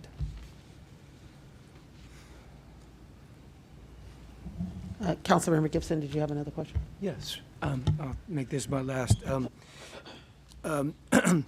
One thing, Devin, you said was something about keeping in balance, and I guess I might say we're not in balance. But I'm not sure what balance means here. So what I will be asking you guys for is for a detailed classification of housing types. I mean, by type of housing, by price of housing. I mean, and ultimately, for us to do our job, we're going to need some numbers, and we're going to have to set some targets. This vague balance, I mean, I don't mean it disparagingly, but balance isn't enough. We're going to need some performance targets, but based on the data of where we are right now. My sense is that we're a bifurcated community in terms of housing, and that's not balanced. But I need to know more, so that's what I will be asking of you guys. Sorry, you hit on a few points that I was hoping that we could get to tonight. Okay. So I'll take a moment to just touch on them, but I think they're all of them, very good points. One thing that we wanted to start presenting in this presentation is some of those indicators that we can all look at to understand where we fall on these frameworks. So these are, for the most part, publicly available data, right? For the most part, what we pulled here tonight is census data, by and large, right? That can kind of give us all a broad understanding of these indicators. As we work through the framework, part of what we're hoping to do is refine those indicators that best kind of show us where we stand on these various, what do you call them, pillars earlier? The various pillars, and kind of understand, dig more into how we're doing on each of these, right? And you raised a really good point about that bifurcation, right? If you look at those indicators of stability, we're looking very stable on some of the renter side ones, and hey, pretty high median mortgage, that indicates some instability on the homeowner side, right? So really great comments. The last piece I just wanted to briefly touch on is kind of that idea of balance and what that looks like, right? And at the end of the day, this is a framework for all of us when looking at those indicators to think about our priorities, where we want to be, where we want to fall. And I don't think what we're saying, to be clear, is that the right place for every single city, every single jurisdiction is exactly in the center point of this middle green dot, right? As a city, Tacoma Park, we value things that probably more align with stability than the other two values, than choice and quality, right? We value our rent stabilization policy. We value keeping affordable housing readily available, right? I think what we're trying to get to, though, is the idea that it's okay to be a little bit to one side in the green arrow here, right? And again, these are generalities, right? This is not a specific detailed thing. But the danger comes when you leave that green center triangle, right? When you start getting too far in any one of these directions and you imbalance that ecosystem, you imbalance the decisions that people are making, the incentives that you're putting in front of all the other stakeholders. So, I think it's a really great point about, for all of us, community members, elected officials, in terms of the council priorities you set, where do we want to be within that center triangle, right? Like, where's the appropriate place for us there? So, thank you. Councilmember DeBala, last question. Yeah, just very quickly. There's information that was in the 2019 housing strategic plan that I know you've updated, because we had it last year when we worked on the buildings grant, that talks about the housing stock and the housing age and how many are rental and how big the buildings are, and all of that background data. If that is available, that might be a quick way to get at some of the background information that not everybody on the council has had the opportunity to see, because they weren't all around for the strategic plan. So that's one thought. And along those lines, what I'd be interested in, and I thought I was going to hear tonight, was a little bit more about the current rental and particularly purchase, I guess that's the right, purchase market regionally, because I think a lot of these, I believe that a lot of these trends are not just in Tacoma Park, and that would be something, maybe not tonight, but I'd like to get that belief of mine ground truthed to see, because I'm not sure that we're unique. Am I in some of these trends? And my third point is in the list of things to do, next steps. One thing that might be missing is, what are the programs that we have now that we want to reinforce? So some of them work better than others, and maybe one needs a little help. Maybe one is going gangbusters and we want to double down. So we have a lot of good stuff in place already. What do we want to build on? And I guess your wrap-up question might be, and what's the next step here for us? Do you want to hear from us comments, or are we waiting to come back in two weeks? What's the action from here? Assuming I'm the last one. No. Great question. Yeah, I think, again, we're hoping that this is a kickoff discussion. I think we realize that we've both thrown a lot at council, at the public. There's a lot to digest, and there's a lot of other things that aren't even captured here, right? This is a big policy topic. And so, we've tried to walk through here why we're coming back to you with certain things next. Our hope would be, that we have a chance to dig into those, not just in council work sessions, but in briefings as well, right? Really get a better feel within this framework here for your priorities as council members, for what you're hearing from your constituents as far as their priorities, as far as the questions they have from this, right? So certainly we want this to be a conversation that not just happens, to the point earlier about community engagement, not just happens here on the dais on Wednesday nights, but happens both throughout July and leads us into a place where when we come back in September, we've got some really hard actions to vote on and debate and talk about. So I want to just reiterate my appreciation, not only for the wonderful presentation, but also for staying here until about 11 o'clock. One point, and my brain could just not be remembering right now, but I thought at one point we were trying to get an understanding, particularly amongst a lot of our larger multifamily buildings, cost estimates for repairs and things that are needed. One of the big things I know that I experienced in Ward 6, and so grateful you dodged a bullet, between Hampshire Towers and now Colonnades at the Creek. But one of the major factors for those properties was the fact that the age of the building and the cost of the renovations necessary were astronomical. And so to try and also to... materials. See, that's one of those places where materials matter. Yeah. That's right. And so to get at some of these issues of quality, it would be helpful, particularly for some of our larger buildings. It would be helpful to get a firmer handle on, either from them, some way of getting a handle on the cost associated with the renovations and things that they need in those buildings. Particularly like HVAC has been a big deal.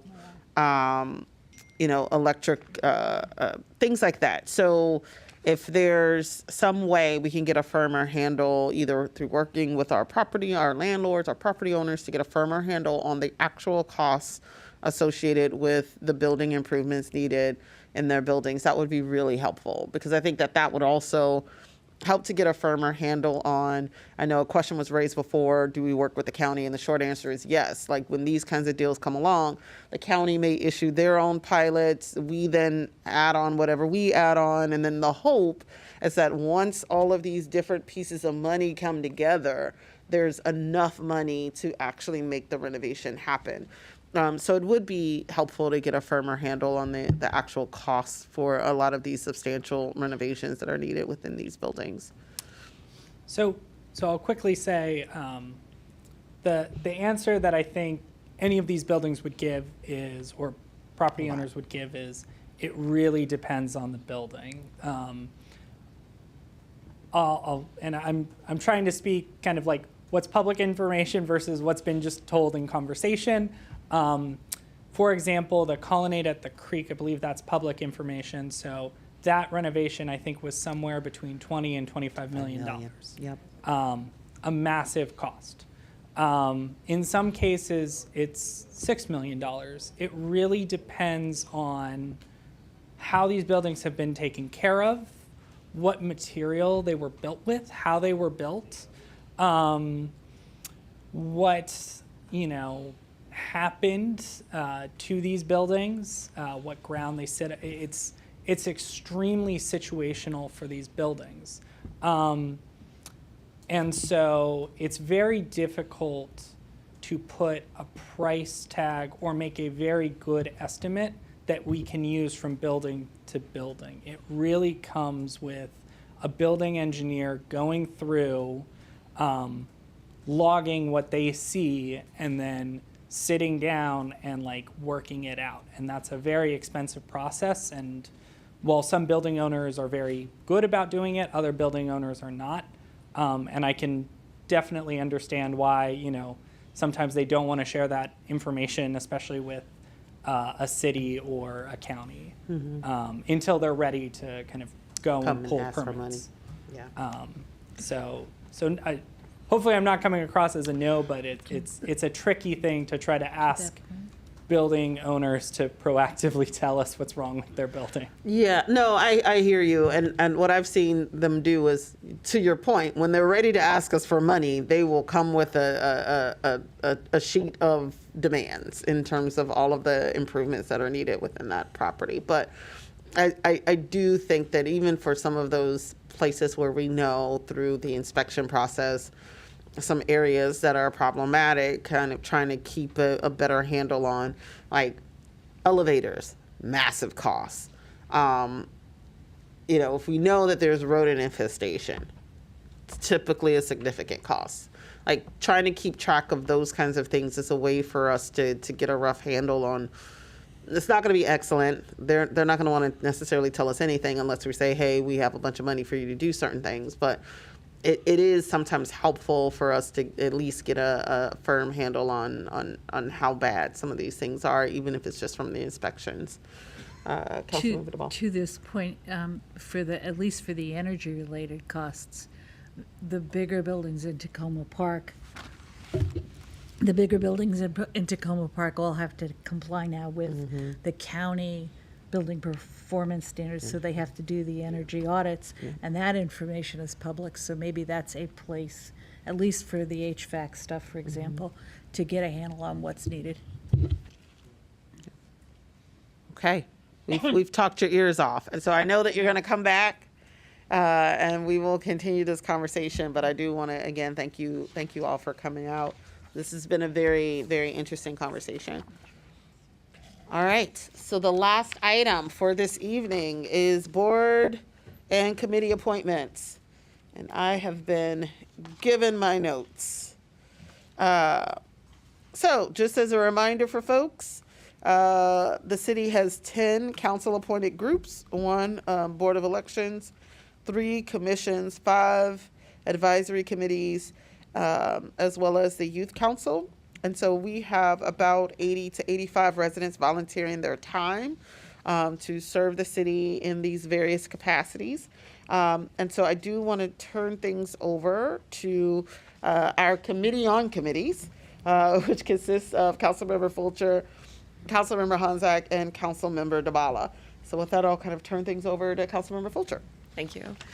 So we have a semi-annual application period, one sort of winterish, one sort of early summerish, and so the established criteria, that's where we established criteria for the appointments. We received 18 applications for reappointment and 11 new reappointment applications.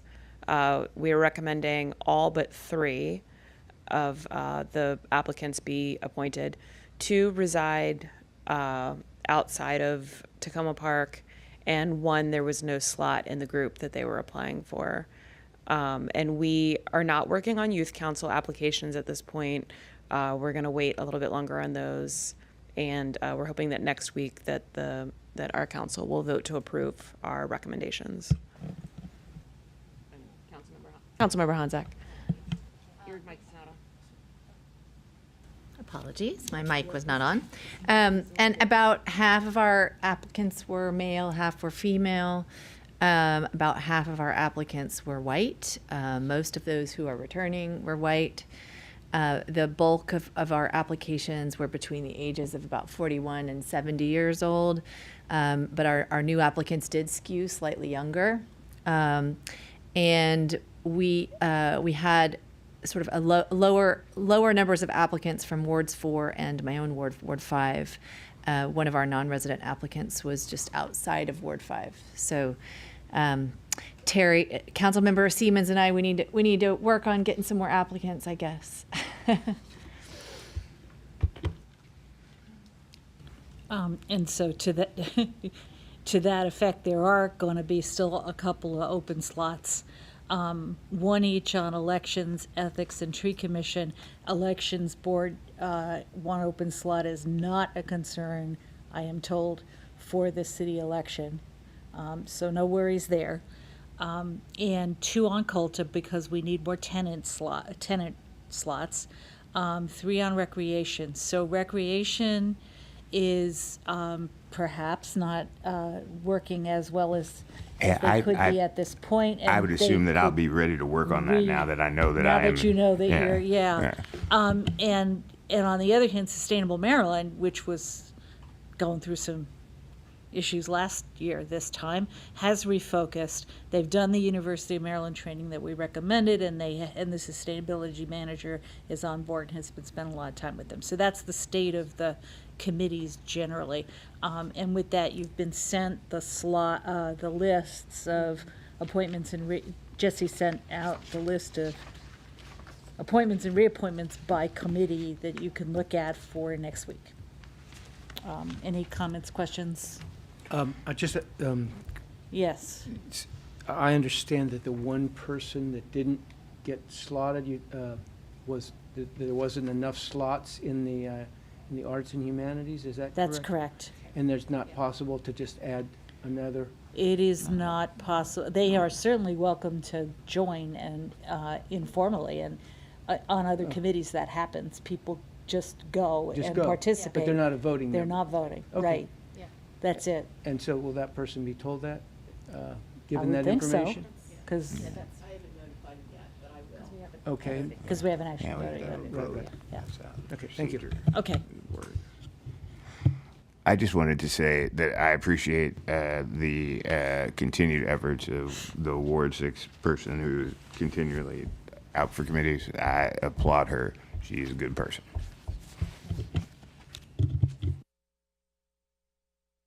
Not seeing any more lights. Would someone like for us to call this So moved. meeting? Thank you so much, Councilmember Small. Do I have a second to adjourn? Second. Thank you very much. Everyone have a great night.